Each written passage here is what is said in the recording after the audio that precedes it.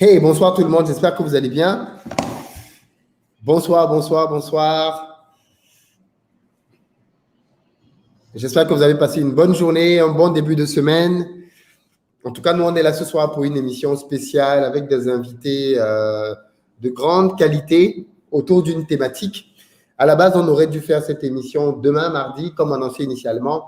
Mais finalement, on l'a décalé à lundi parce que demain soir, ça allait être compliqué de la faire, finalement. Donc, j'espère que vous allez tous très bien. Bienvenue à tout le monde. Mettez votre like si vous arrivez dans l'émission.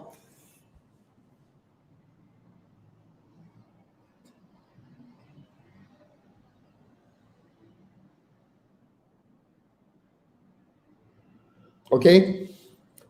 Alors, dites-nous comme d'habitude de quel coin, de quel pays, de quelle ville vous nous appelez. Enfin, de quelle ville vous vous connectez plutôt pour suivre ce live-là.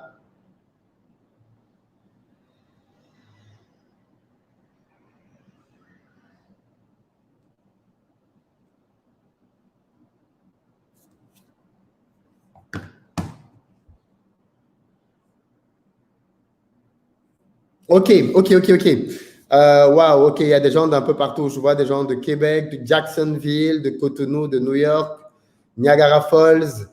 De quel côté du Niagara Falls? Parce qu'il y a deux côtés. D'Atlanta, du Nigeria, Marseille, Rennes, Nouakchott, Bologne, waouh, Rennes, Montréal, bien sûr, Wolverhampton, waouh, OK. Le Niger, Paris, bien sûr, Libreville.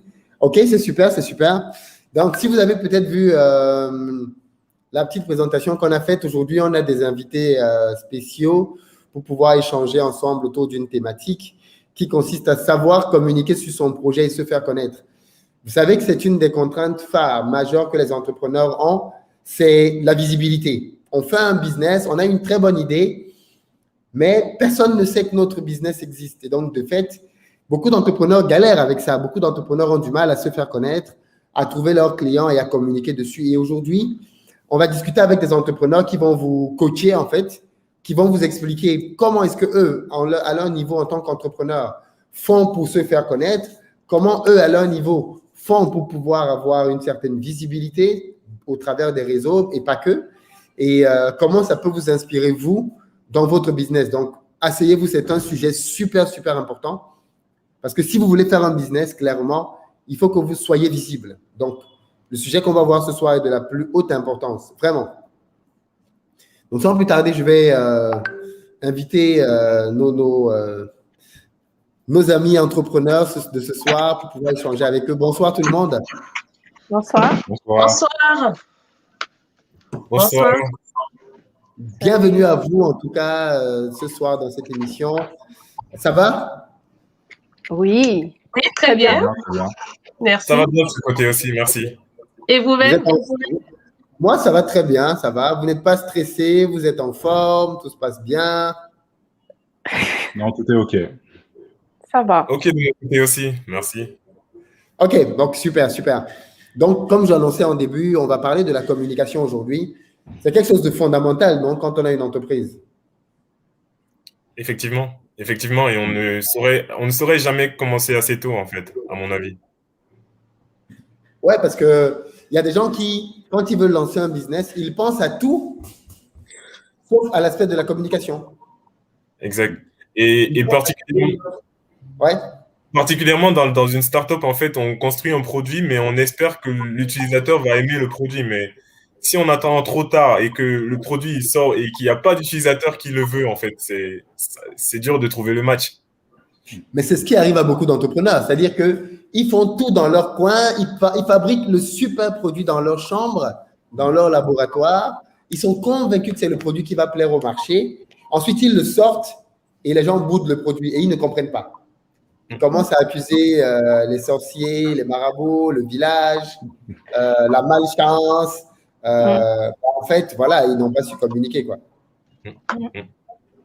Oui, il faut tester rapidement son produit. Oui, Collins. Non, je disais qu'il faut tester rapidement son produit et pour communiquer dessus directement. Donc, tester et apprendre des erreurs et à chaque fois recommencer. Tout à fait. Alors, on va commencer. Alors, Kaline, tu n'as pas mis ton prénom? Oui, je sais que j'ai notifié, mais j'ai pas eu de réponse. Je sais pas si moi je peux pas modifier. Je crois que j'ai pas la main dessus. C'est vrai? Oui. Non, on n'a pas la main. En plus, par contre, vous êtes entré, vous pouvez plus modifier en fait. Ah, ça y est, c'est modifié. Un joli prénom en plus. Bah oui, tu vois, dès que tu as parlé, le système a entendu et il a modifié. Ah, c'est moi qui commence. Mais voilà, déjà, on va commencer par vous présenter qui est-ce que vous êtes. Donc, Kaline, maigrir de plaisir. Comment maigrir avec du plaisir? C'est pas C'est un maigri truc. de plaisir. C'est maigri de plaisir. Mais oui, c'est ça. Tu nous vends quoi là? C'est magique ton truc là. C'est très magique, hein? C'est très magique. Bon, vous allez, sans plus tarder, vous allez découvrir. Déjà, bonsoir à tous et à toutes. Bonsoir, Philippe. Merci pour l'invitation. Je suis très honorée d'être là ce soir. Ouf, tellement en joie d'être parmi vous. Voilà, je me présente. Je m'appelle Kaline Gobillon. Je suis coach alimentaire depuis 2017. Donc, j'ai lancé ma boîte.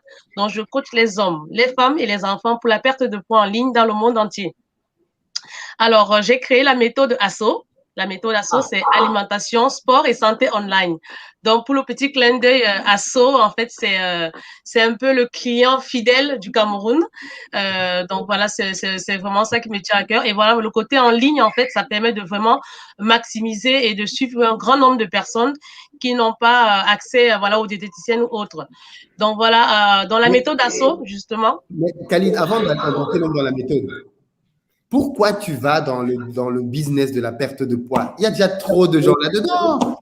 Tout le monde fait business de la perte de poids, coach. Moi-même, j'ai fait un truc sur la perte de poids en 2012. Bon, ça n'avait pas marché, mais D'accord. j'étais coach minceur. Donc, pourquoi tu te retrouves là-dedans? Alors, pourquoi? Parce que la petite histoire, en fait, j'ai eu une double fracture à ma cheville. Et, étant en France, j'ai failli arrêter les études. Donc, j'ai pris énormément du poids et je me suis fait consulter par des diététiciennes en France, des nutritionnistes. Mais ils ne me donnaient pas les menus qui me conviennent, quoi, les plats de chez moi. Et à la suite, vu que je suis quand même du parcours de cuisinière pâtissière, et j'ai voulu monter un projet, donc je suis venue plusieurs fois et j'ai constaté de par mes voyages, parce que j'ai fait quand même pas mal de pays, donc l'Europe, le Maghreb et l'Afrique, j'ai constaté que les gens avaient vraiment besoin de bien manger parce qu'on a de super produits, de super beaux plats traditionnels de chaque pays africain, mais on mangeait super mal, je trouve. Donc, raison pour laquelle j'ai monté ce projet pour pouvoir lutter contre le surpoids et l'obésité.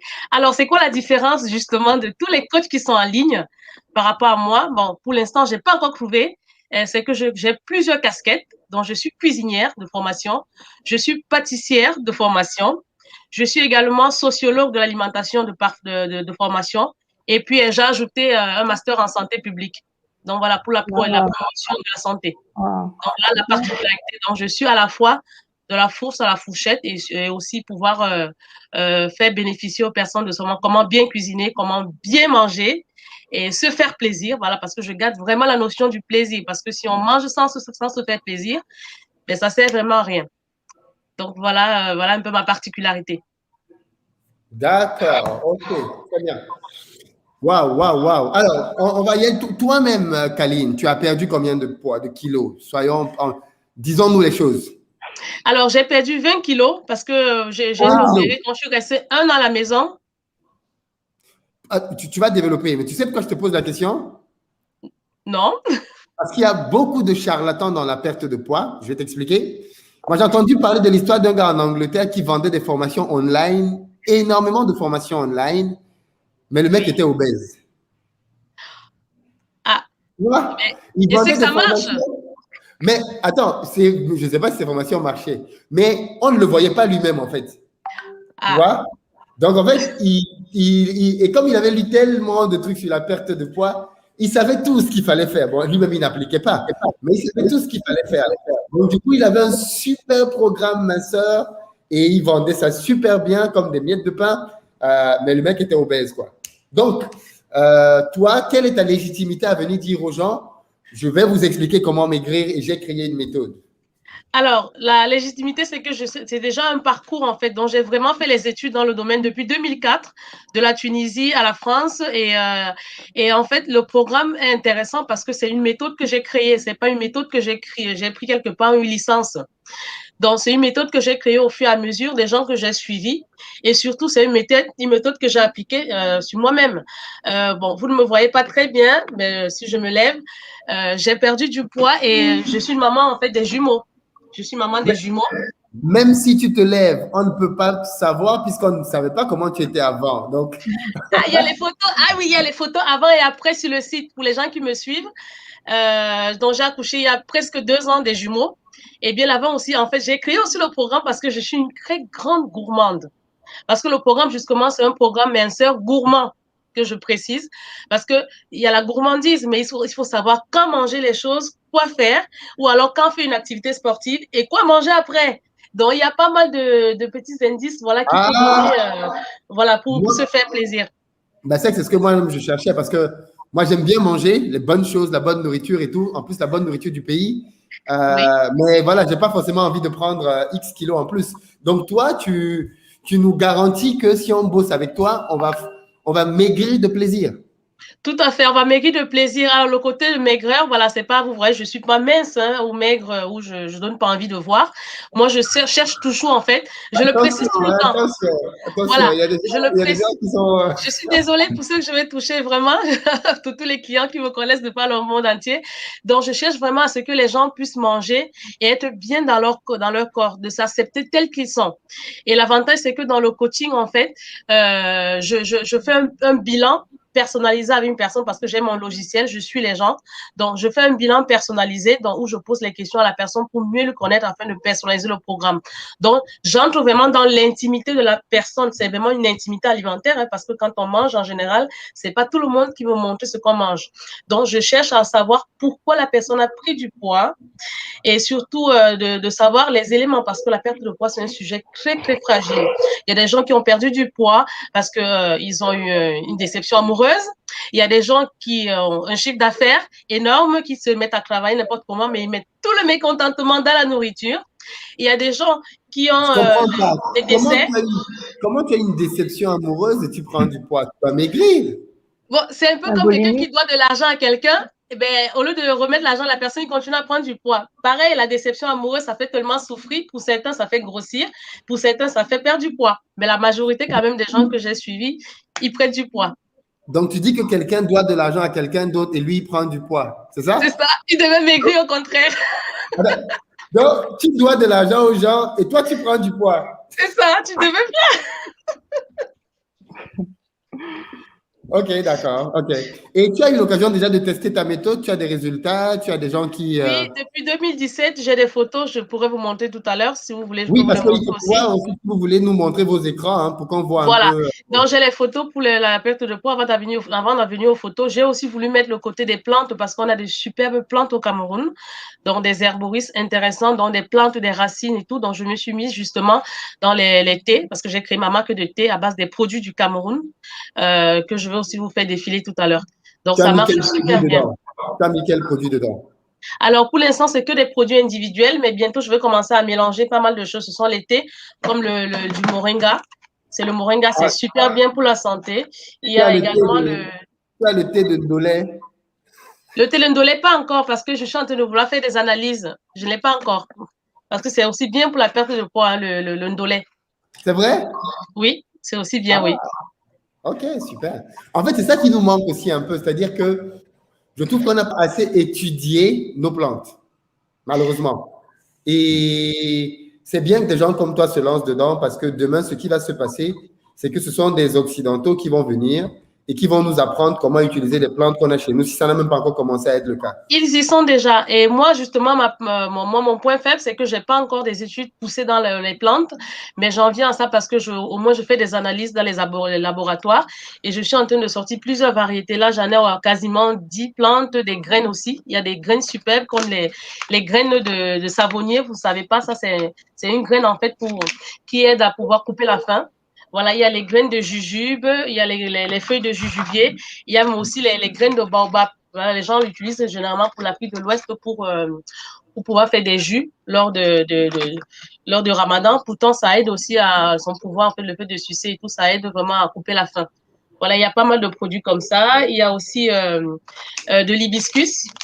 Voilà, le hibiscus. Là, c'est un mélange d'hibiscus et de bissap que je fais. et également de moringa. Il y a aussi les feuilles de corossol, pour ceux qui ne savent Oh, pas. magnifique. Voilà, des feuilles de corossol, ça c'est super, c'est un bon pouvoir digestif.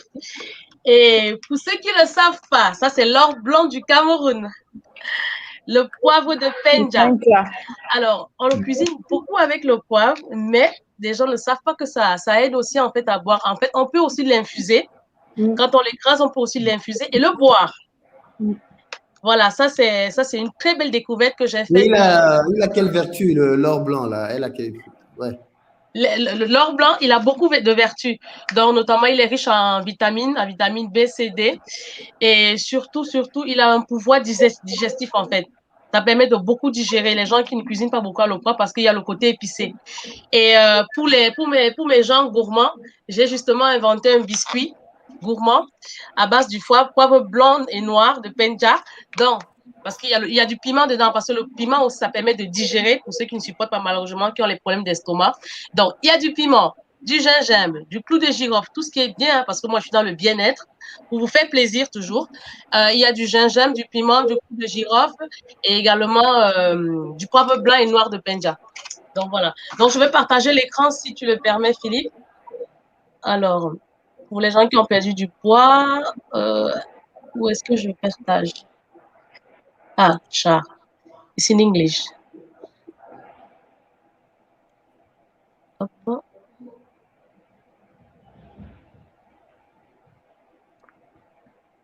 Tu as un bouton partage. Alors, je partage. Est-ce que vous le voyez ou pas? Pas Vous me encore. voyez? Non, pas encore. Alors.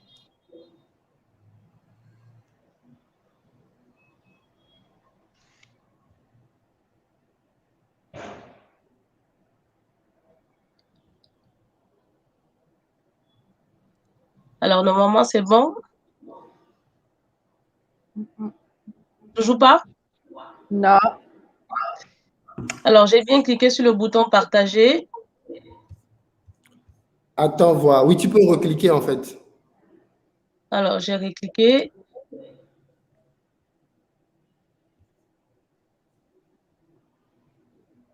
Ah, l'ordinateur.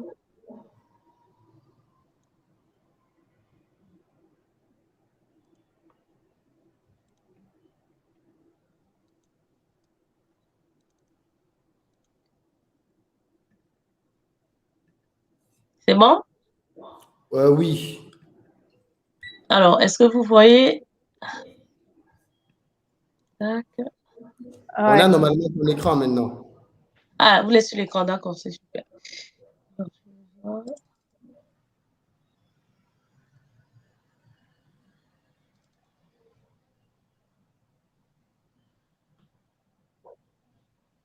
Ça s'ouvre, hein. Ça met un peu du temps. Wow.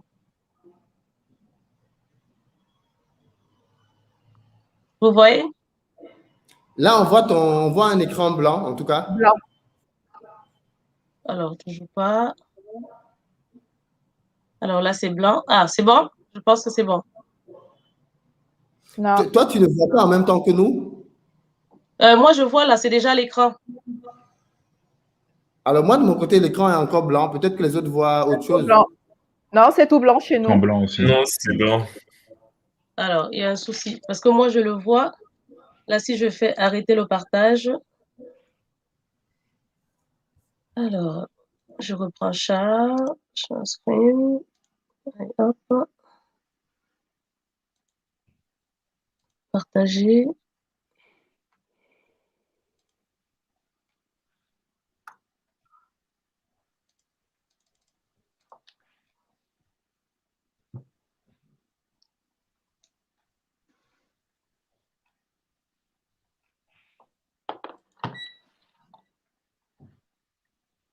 Wow.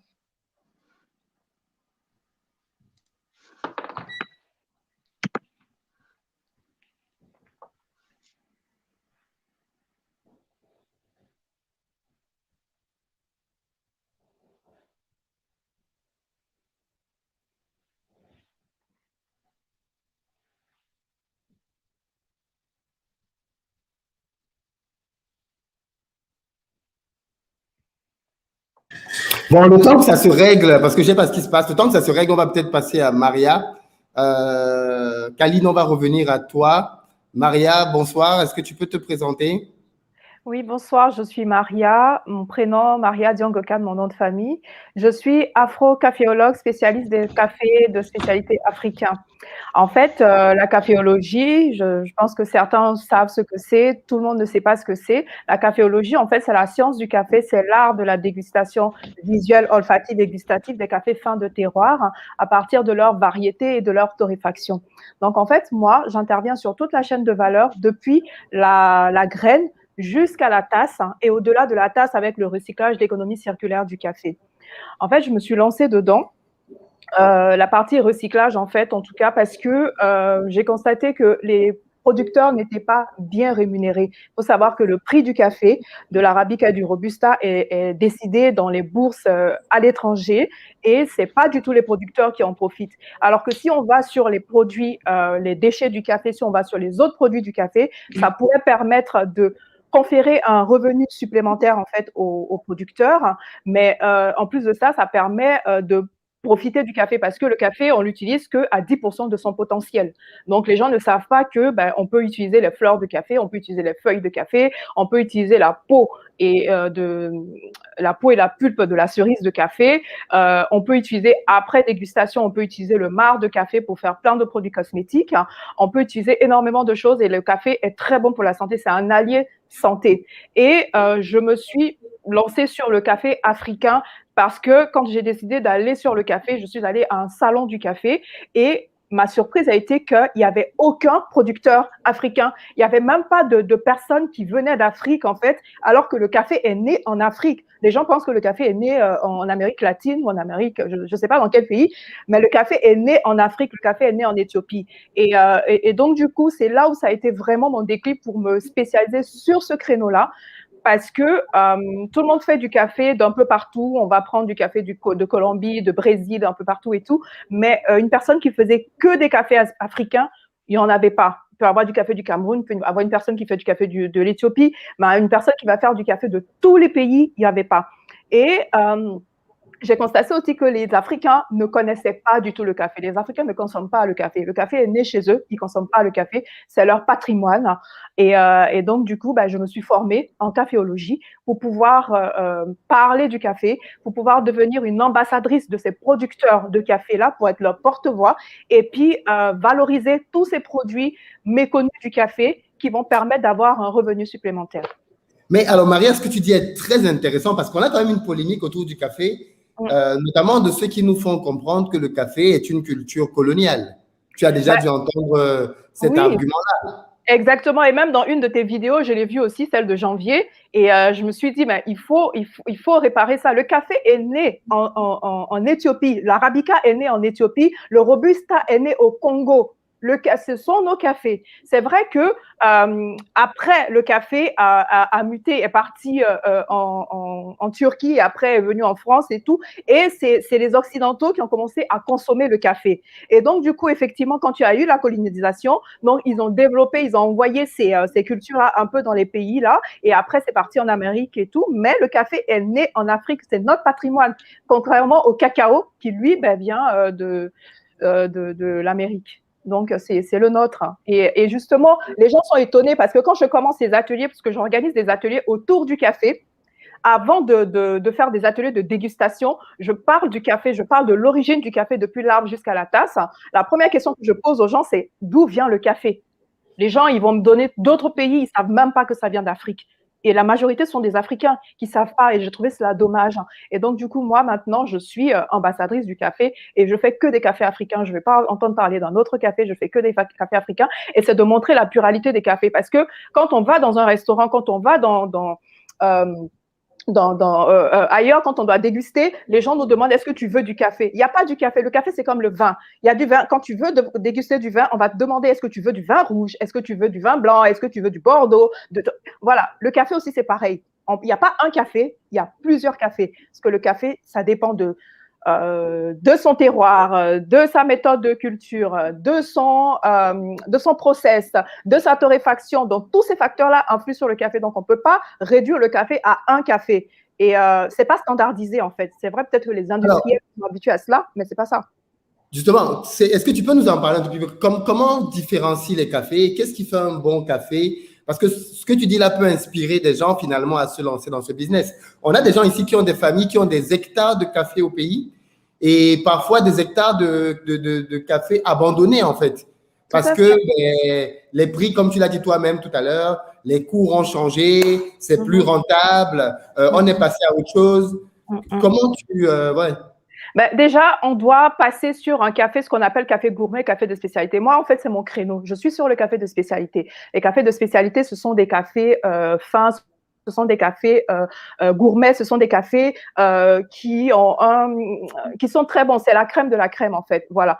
Et bon, tout le monde ne peut pas faire la crème de la crème, je suis tout à fait d'accord. Mais quand on travaille sur la qualité, le résultat en tasse s'en ressent et il y a du potentiel. Il y a des gens, il y a des acheteurs pour cela. Quand on trie au niveau de la sélection même des cerises, quand on trie le café et tout ça, ça a un prix. On peut le valoriser en fixant un prix. Donc, il y a des acheteurs qui sont là pour ça. Ensuite, il faut que les gens pensent aux dérivés du café. Par exemple, quand on fait le café, c'est un noyau en fait, le café, c'est le noyau d'un fruit. Et donc, la peau et la pulpe de ce fruit-là peut être utilisée parce que moi, j'utilise justement la peau, je les commercialise dans des paquets comme ça. Dans des paquets comme ça se consomme comme du thé en fait. C'est de la cascara, ça s'appelle de la cascara. La cascara, ça signifie peau en espagnol. Donc, au lieu de jeter ça peut être recyclé et être utilisé comme du thé. Et ça, ce n'est pas décidé sur le cours de New York ou de Londres. Donc, voilà un revenu supplémentaire pour le producteur. Ensuite, les feuilles de café. Les feuilles de café se consomment aussi en thé et ça a des vertus. Donc, quand les gens ne connaissent pas le potentiel, on n'utilise que 10% du potentiel, c'est que le noyau du café qu'on utilise. Et tout le reste peut être utilisé. On peut développer de l'apiculture, en fait. On peut faire du thé, du miel de café. Moi, je commercialise du miel de fleurs de café. Donc, ils peuvent avoir cela aussi. Et c'est un miel qui est très rare. Bien sûr, personne ne sait que il y a plein de gens qui ne savent pas que ça se fait. Mais c'est un miel qui est très, très bon.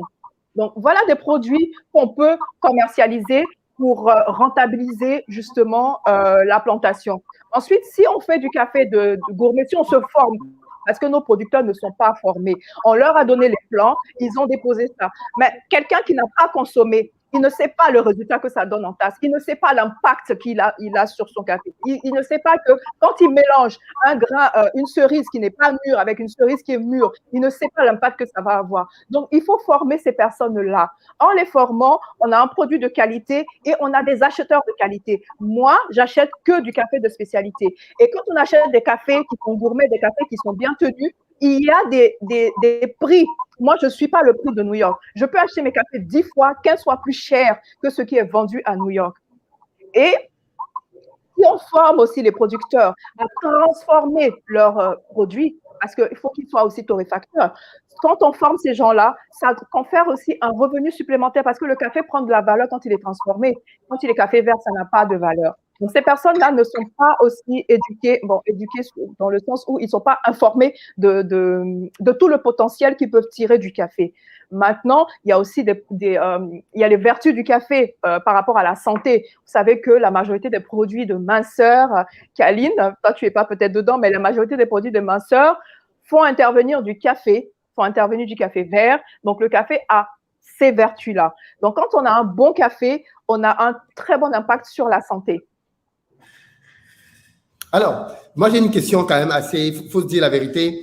Est-ce que tu as le sentiment, depuis que tu en parles, que les Africains t'écoutent? Parce que, est-ce que les Africains, de ton expérience, consomment du café? Ça vient de chez eux peut-être, mais est-ce que tu as le sentiment qu'on consomme vraiment le café chez nous? À une petite échelle, moi, je sais que j'ai impacté les gens autour de moi. Parce qu'en fait, pourquoi les gens ne consomment pas du café? Les gens partent du principe que le café est amer. Pourquoi c'est amer? Parce que ils ont connu des cafés, des industriels, le mauvais café qui est torréfié, qui est brûlé, qui n'a pas tout, en fait, qui est mal sélectionné et donc, du coup, qui a un mauvais impact. Mais quand moi, je fais mes ateliers, je vends mes cafés, surtout quand je fais les ateliers. Et quand je fais les ateliers, je fais découvrir le café autrement. Et ce qui amène les gens, c'est peut-être à une petite échelle, mais ça prend de l'ampleur, ça va faire boule de neige. J'ai plus de consommateurs effectivement européens, occidentaux, que africains. Mais de plus en plus d'Africains me disent, Maria, merci, grâce à toi, je commence à consommer du café. Parce que je ne fais que parler de ça. Je parle des bienfaits du café, je montre le café autrement. Et je dis que le café ne se déguste pas seulement par la boisson. Je viens par ce qu'on connaît, le noyau, là. Il y a les produits cosmétiques aussi. Donc, moi, je commercialise le gommage. On fait un gommage au café. Donc, le café peut se consommer de cette façon-là. D'accord? Donc, on n'a pas besoin de déguster le café. Le café se consomme comme ça. Il y a des savons exfoliants parce que le café a des propriétés. Donc, je fais des savons exfoliants pour le café. C'est justement parce que j'en avais marre d'entendre « je ne bois pas de café, je ne fais pas ceci ». Je dis non, tout le monde doit consommer du café. Que ce soit pour les cheveux, que ce soit pour la peau, que ce soit pour déguster, on va consommer du café. Le miel de café, tout est à base de café chez moi. Tous mes produits sont à base de café. Même des pâtisseries, même des biscuits que je fais, c'est à base de café. Le café doit se déguster. Ça devient, je suis ambassadrice du café et il faut que ça se sache. Et pour les personnes qui ne connaissent pas, qui me disent que le café est amer, là, c'est une autre problématique. Je leur montre que le café n'est pas amer. Le café, c'est un fruit qui est sucré, qui goûte comme la cerise, hein, qui goûte comme la pêche. Donc, le café étant sucré, comment il se retrouve amer? Donc, je montre le processus de fabrication aux gens et j'explique. Donc, en voyant ça, la personne déjà, son a priori est parti. La personne se rend compte que c'était un préjugé. Le café n'est pas du tout amer. Le café contient de la sucrosité qui vient de son fruit. Donc, tout ça, il y a des mentalités qu'il faut changer. Et petit à petit, on y arrive. Donc, moi, les gens me découvrent, ils sont contents. Ceux qui ont commencé à déguster du café, grâce à moi, je suis contente. Donc, ça continue. Et c'est un challenge, mais on y croit. On va y arriver. Alors, c'est impressionnant. Je pense que tout le monde va se mettre au café ce soir. Tout le monde doit se mettre au café. Non, mais c'est incroyable à quel point l'ignorance peut causer des dégâts. Quoi, parce que... Là, par exemple, je vais prendre un thé au café, c'est la cascara. Et donc, moi, je fais une infusion. Je fais infusion cascara, gingembre, citron et menthe. Et je vais déguster ça. Et c'est très, très, très bon pour la santé. Et ça aide à maigrir aussi. Kaline, ça peut t'intéresser. Bien sûr, on serait avec grand plaisir. Waouh, c'est super, super. On a beaucoup à apprendre et c'est super qu'il y ait des entrepreneurs, notamment de la communauté, qui se lancent dans ces secteurs-là parce qu'au final, ce sont des secteurs qu'on a laissés aux autres. Alors que naturellement, le café ne se cultive pas en Europe. Exactement. Ouais. Ben, moi, je vais te donner une anecdote. Quand j'ai décidé de me lancer, parce que je me suis formée, et quand j'ai décidé de me lancer dans le café africain, il y a quelqu'un qui m'a dit, mais Maria, mais tu te rends compte, hein, tu vas faire que du café africain, tu es en train de te fermer et tout. Je dis non, au contraire, c'est une niche. Tout le monde est dans du café. Comment tu veux que je me différencie? Je viens d'Afrique. Je suis née en Afrique. Je suis africaine. Je vais faire du café. Le café vient d'Afrique et je vais pas faire que du café africain. Je vais faire du café de Colombie. Pourquoi? Ben, ça n'a pas de sens pour moi, en fait. Donc, je vais faire que du café africain. Je veux prendre ce risque-là. Il n'y a pas de problème. Et je pense que je suis la seule à faire que des cafés africains, en fait. Je fais tous les pays. Je suis originaire de Côte d'Ivoire, mais j'ai des cafés de tous les pays. Je vais au Rwanda, je vais en RD Congo, je vais au Kenya, je vais en Ouganda, je vais voir tous ces pays-là. Je source aussi au Burundi, je source en Éthiopie. Voilà, j'ai des sources partout. Je source en Tanzanie. Donc, je veux faire découvrir la pluralité des cafés. Je veux plus qu'on me dise je veux un café ou je veux du café. Non, je veux du café kényan. Je veux un café éthiopien. Et en plus de ça, faire découvrir en fait la richesse, hein, montrer. Oui, je suis en train de lire les commentaires en même temps. Montrer en fait que justement, oui, effectivement. Oui, donc montrer en fait aux gens que le café n'est pas un café africain, mais un café qui dépend des terroirs en fait. En fonction des terroirs, on a plusieurs types de café. Et dans un même pays, et j'ai du café du Cameroun. Actuellement, ma besta, mon best-seller, en fait, c'est un café du Cameroun. C'est un café de Boyo, je pense, hein, parce que je n'ai pas encore été au Cameroun. Et j'ai 2 cafés, donc c'est de la variété Java. Et ce sont des cafés qui sont excellents, excellents. Et les gens ne savent pas. Et il faut apporter l'information aux gens. Il faut qu'ils découvrent. Et ça va y arriver. On va y arriver. Incroyable, incroyable. Justement, qu'est-ce qui fait la différence entre les cafés? Est-ce que c'est la terre? Parce que je sais qu'il y a une histoire de hauteur, d'altitude. Qu'est-ce qui fait la différence entre les cafés? D'abord, il y a la variété. D'abord, il y a l'espèce, OK? On a le Robusta et l'Arabica. Là, je prends que 2 espèces. On en a plusieurs. On en a 73. J'en prends que 2. Donc, il y a le Robusta qui se cultive en basse altitude, jusqu'à 600 mètres d'altitude et tout. On a l'Arabica qui se cultive en haute altitude. Le Robusta, comme son nom l'indique, il est robuste.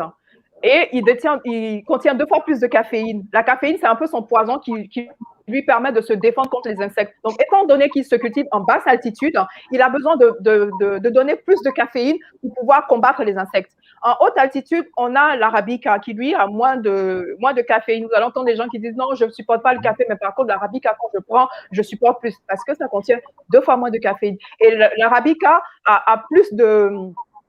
Ça se cultive, entre 800, 2000, plus de 2000 mètres d'altitude. Moi, je suis allée en RD Congo, on était à 2200 mètres d'altitude.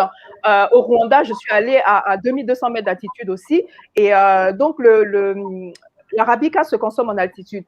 Donc, il y a déjà ce facteur-là qui fait cette différence. Après, il y a le terroir. Le sol a une importance, en fait, dans le développement des arômes, dans la différence. Quand on cultive sur des sols volcaniques, sur des sols montagneux, sur des sols de plaine et tout, ça ne va pas donner le même goût. Ensuite, on a le procédé. On a le procédé naturel, là où on prend la cerise, on la sèche et après on extrait le grain de la cerise. Ça s'appelle le décortiquage. Après, on a le procédé lavé où on extrait tout de suite la cerise, le noyau de la cerise et après on le fait fermenter dans l'eau, on le lave et tout ça. C'est le procédé lavé, ça va donner un autre goût. Et après, il y a la torréfaction qui va intervenir. Selon qu'on fait une torréfaction plus poussée, moins poussée et tout ça. Donc, tous ces facteurs-là concourent à donner un goût au café. Donc, si j'ai des personnes qui me disent, ben, moi, je n'aime pas, parce que moi, je demande aux gens, quand les gens ils me disent, je veux un café, je dis, OK, comment tu as l'habitude de consommer le café? Parce que le type de boisson aussi va déterminer le goût du café. Si on veut consommer un arabica, un espresso, l'espresso, il est bien une partie robusta, une partie arabica. Après, il y en a qui peuvent faire un espresso 100% arabica. Donc, il va être torréfié un peu plus fort parce qu'on va aller chercher du corps, on va aller chercher de la puissance, on va aller chercher ces choses-là. Quand quelqu'un veut consommer en filtre, il y aura un type de torréfaction. Donc, il y a tous ces aspects-là qui vont jouer pour pouvoir faire la différence en fait entre les cafés. Quand je fais des ateliers, justement, je fais déguster plusieurs cafés pour que les gens se rendent compte en fait. Et le café, c'est un produit qui est tellement complexe. Il est plus complexe que le cacao parce qu'il contient au moins 1000 arômes différents. Au moins 1000 arômes. Les gens ne s'en rendent même pas compte. Quand tu prends un café, par exemple, un café du Rwanda, on a des arômes de citron, de rose, d'abricot. Tu vas partir en RD Congo, on a des arômes de cacao qui vont ressortir. Au Cameroun, là, on a des arômes de noisettes et un peu de cacao et de fruits. Donc, voilà, en fonction du terroir, on sait, on arrive à déterminer ça. Par contre, le Robusta, on est plutôt sur des arômes qui sont un peu arômes de terre, arômes de feuilles, arômes de tabac, des arômes de ce. C'est pas très fruité, très, très floral comme l'Arabica. Donc, voilà un peu d'où ça vient. C'est impressionnant. Alors, du coup, Maria, comment on fait pour avoir tes produits, en fait? On va sur le site rituelcafé.com. Donc, j'ai une boutique en ligne, rituelcafé.com. On va sur le site, on commande et il y a une surprise pour les personnes qui auront regardé ce live qu'on va annoncer après. Mais rituelcafé.com, vous commandez les cafés. Si vous ne savez pas ce que vous voulez, il n'y a pas de problème, vous m'écrivez.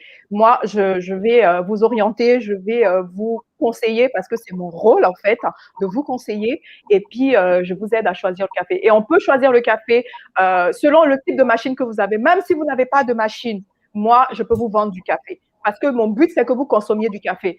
J'en avais marre que les gens ils me disent « Ah, mais moi, en fait, j'ai une cafetière Nespresso. » Je dis « OK, il n'y a pas de problème, tu as une cafetière Nespresso. Moi, j'ai des capsules rechargeables.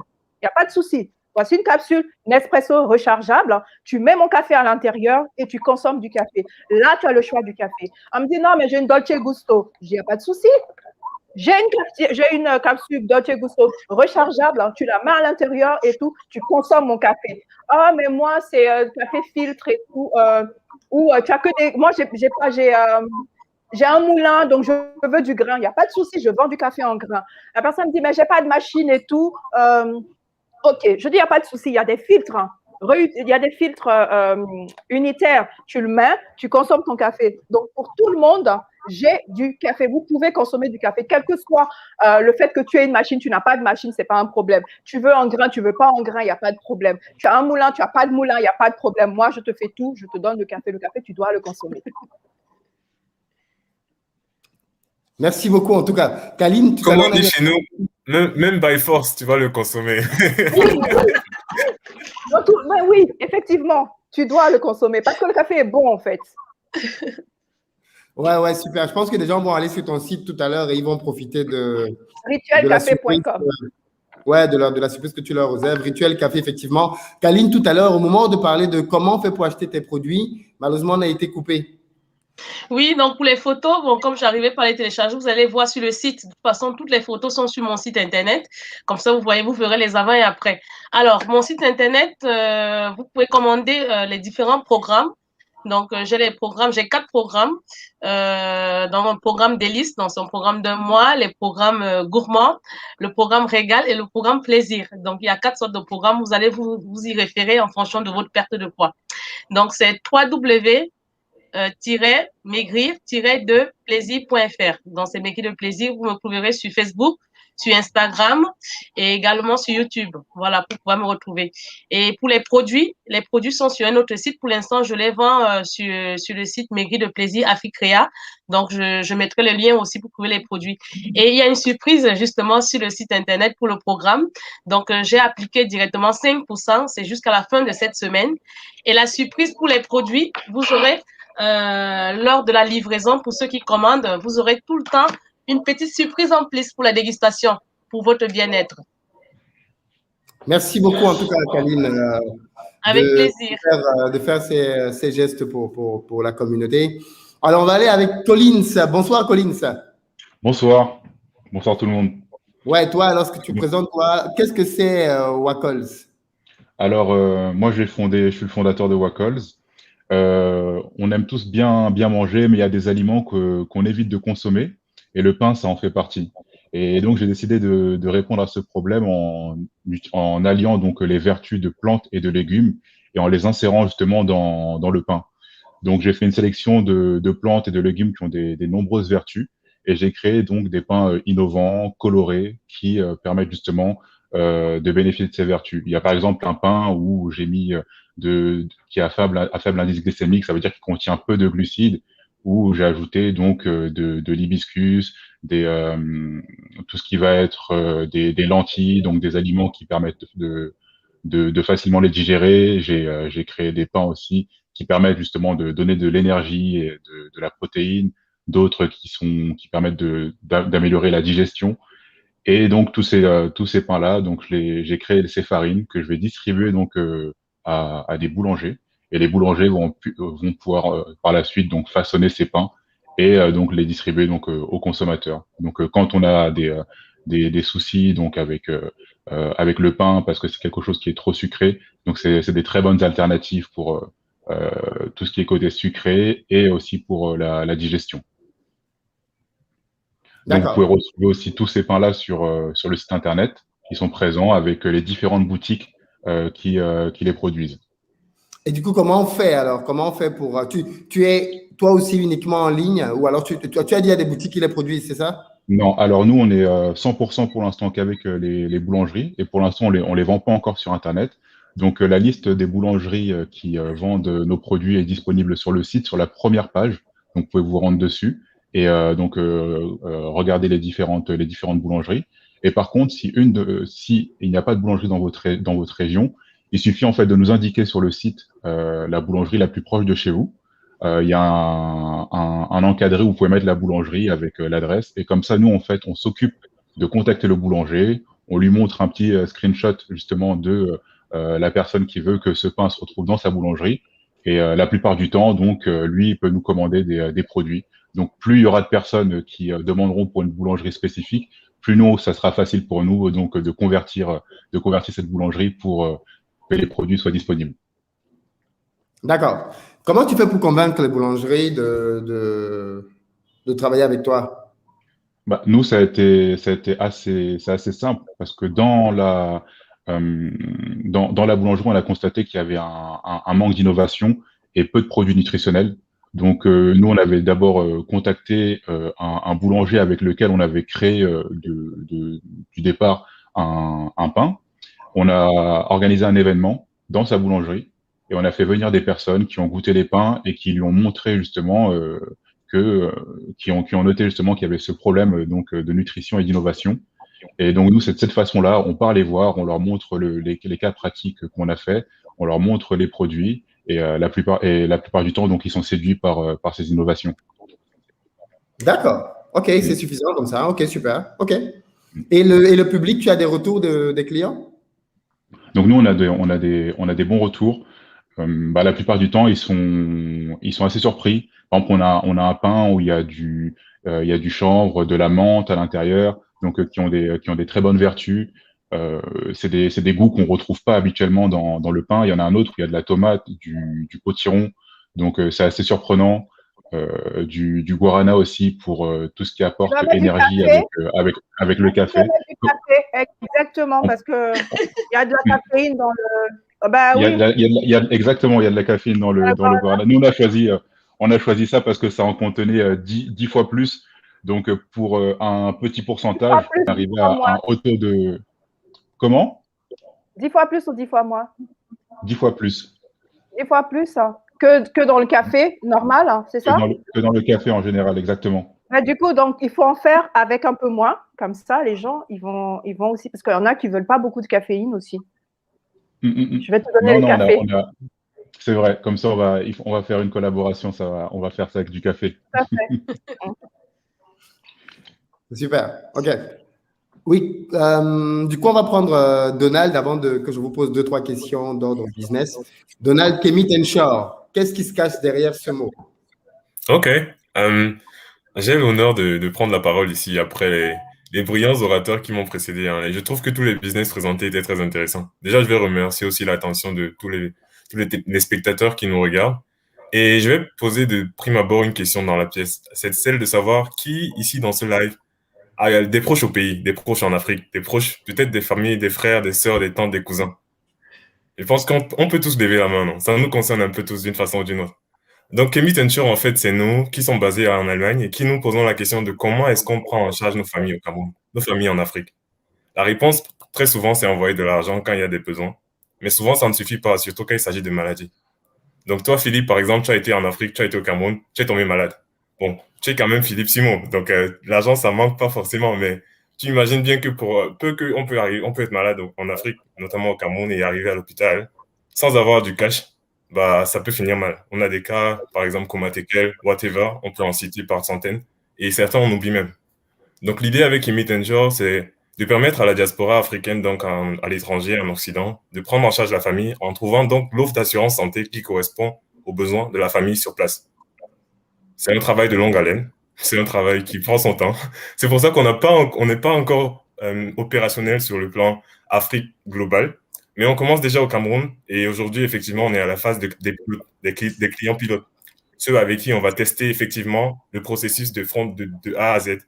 Et ceux-là, on veut bien les recruter aujourd'hui à travers ce live, justement. Donc, mes collaborateurs vont vite fait passer les liens dans le live, dans le chat pour pouvoir intéresser ou inviter ainsi les frères et les sœurs à nous rejoindre dans cette aventure.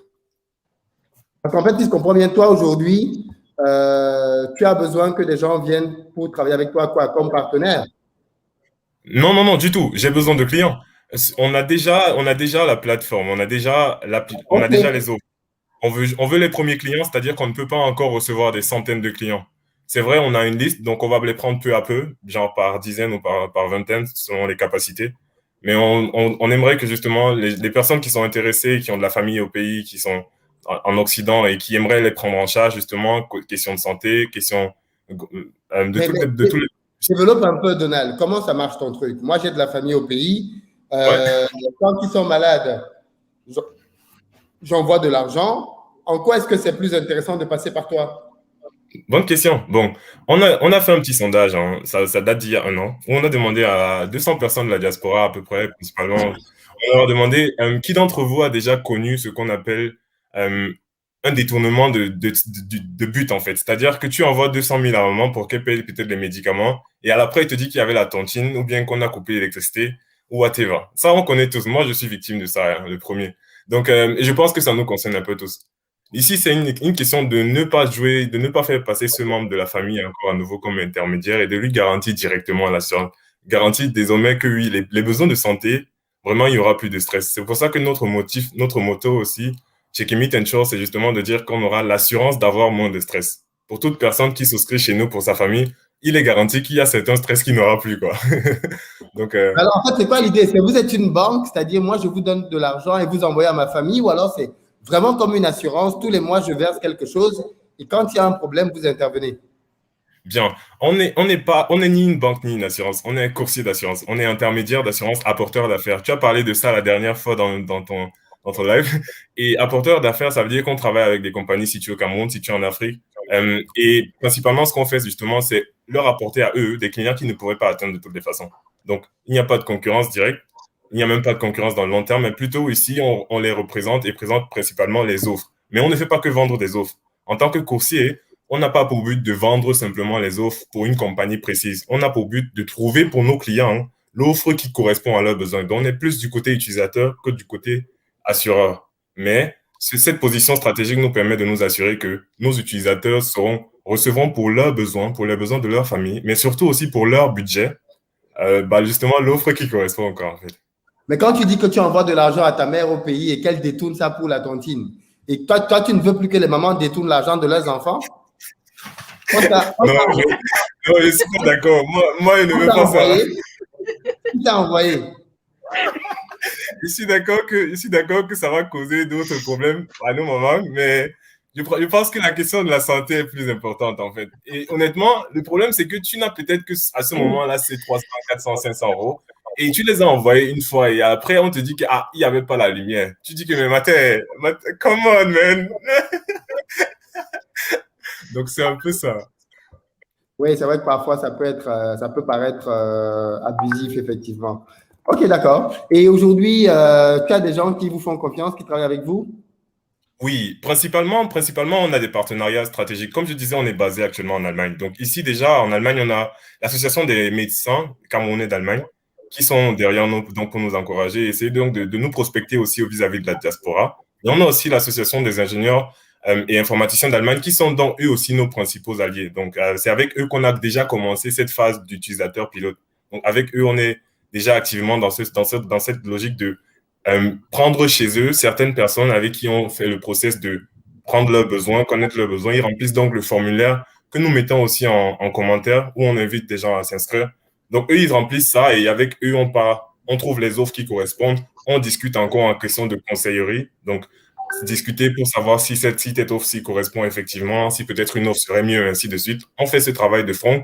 Ensuite, on envoie les données correspondantes aux assureurs au Cameroun, aux assureurs en Afrique. Et à la suite de cela, bien sûr, il vient l'étape du paiement, qui est donc la phase finale et la plus intéressante peut-être aussi. Mais comment les gens justement font? Comment tu fais pour collecter l'argent? L'argent est collecté sur notre plateforme. Elle est connectée sur notre application. Et nous, plus tard, on la transfère aux assureurs qui, donc, eux, justement, après déduction de notre modeste part en tant qu'intermédiaire. D'accord. OK, d'accord. Très bien. Et pourquoi est-ce qu'on passe par vous plutôt que d'aller vers une assurance directement alors? Parce que du coup, trois raisons principales. Les personnes qui travaillent avec vous connaissent l'Afrique, qui connaissent les assureurs. Pourquoi passer par toi? Il y a trois raisons principales pour lesquelles on est important. La première, c'est que ma mère qui est au Cameroun, par exemple, donc peut-être pas la mienne, mais beaucoup de mères au Cameroun ne connaissent même pas d'abord que les assurances existent. Même mes frères ici dans la diaspora, quand je leur parle d'assurance, je ne sais pas si beaucoup ici savaient qu'il y avait même des assurances santé en Afrique, au Cameroun et ainsi de suite. Donc déjà, il y a ce flou-là, le fait qu'on n'ait pas assez de visibilité pour les assurances en général. Il y a aussi le fait que de toutes les façons, les assurances au Cameroun même ne sont présentes que… Donc au Cameroun, on peut parler d'une personne sur 20 qui dispose d'une assurance. Et donc un taux de pénétration à peu près de 5%. Ce qui veut dire qu'on ne connaît même pas de quoi il s'agit. C'est pour ça, passer par nous, c'est déjà s'assurer qu'on aura au moins déjà la possibilité de connaître qu'il existe ces assurances, aussi de pouvoir les comparer, comme je disais, parce que désormais, seulement dans le cas du Cameroun où on s'est spécifié, il existe une vingtaine, pour ne pas dire une trentaine d'offres d'assurance, de compagnies d'assurance santé. Donc déjà, il faut pouvoir avoir une certaine compétence du domaine pour comprendre quelle offre choisir. Là, on intervient. Ensuite, même si on a déjà compris pourquoi, quelle offre choisir, il faut maintenant être en mesure de payer. Or, c'est pas évident. On ne peut pas se placer ici en Allemagne, ici en France, ici en Belgique et payer l'offre d'assurance au Cameroun. Même l'assureur va te dire que non, je ne peux pas parce que la législation lui interdit cela. Donc là encore, il faut passer par Credit Insure et on est bien gentil et on va vous accueillir. OK. D'accord. Du coup, maintenant, tous en tant qu'entrepreneur, moi, j'ai une question à vous poser qui est très importante finalement. C'est, vous avez eu votre projet, vous avez décidé de le lancer, mais comment vous faites pour communiquer dessus? Parce que que ce soit les grilles de plaisir dans un secteur hyper concurrentiel, Rituel Café, dans un secteur pas très connu, finalement, pour ta cible, les Africains, Collins, pareil, comment vous faites tous pour communiquer et vous faire connaître et faire grandir votre communauté? Parce que j'imagine qu'il y a un lien entre votre visibilité qui augmente et vos revenus aussi. Moi, quand j'ai décidé de me lancer, parce que je prends la parole, pardon, quand j'ai décidé de me lancer, j'ai voulu tester le concept avant. Donc, il y a eu un premier salon de l'afrodescendance, c'était en 2018. Je voulais faire du café, j'avais commencé à me former et tout, et je voulais aller dans le café africain. Donc, au départ, je me suis dit, je m'intéresse que aux Africains, d'accord, parce qu'ils ne consomment pas le café et tout ça. Et je voyais dans les salons et il n'y avait pas de prestataire café. Donc, je suis allée, j'ai pris un stand. J'ai commencé à proposer du café, j'ai commencé à parler du café africain, j'ai proposé 3 variétés de café différentes. J'ai vu qu'il y avait de l'engouement, il y avait la queue, j'ai vu que les gens étaient là, je dis mais attends, mais les gens sont en train de valider en fait le concept, ils sont pas venus en se disant on va prendre un espresso ou on va prendre quoi que ce soit et tout, on va prendre du café africain. J'avais un Burundi, un Rwanda et puis un Éthiopie et je me suis dit waouh, donc il y a quelque chose à faire là, donc je vais me lancer dedans. Mais en testant, je me suis rendu compte aussi qu'il y avait du gaspillage. Il y avait du gaspillage et je trouvais dommage que les producteurs passent tout ce temps-là. C'est après que je sois allée à l'origine. Aller à l'origine, c'est aller dans les champs de café, aller dans les pays producteurs.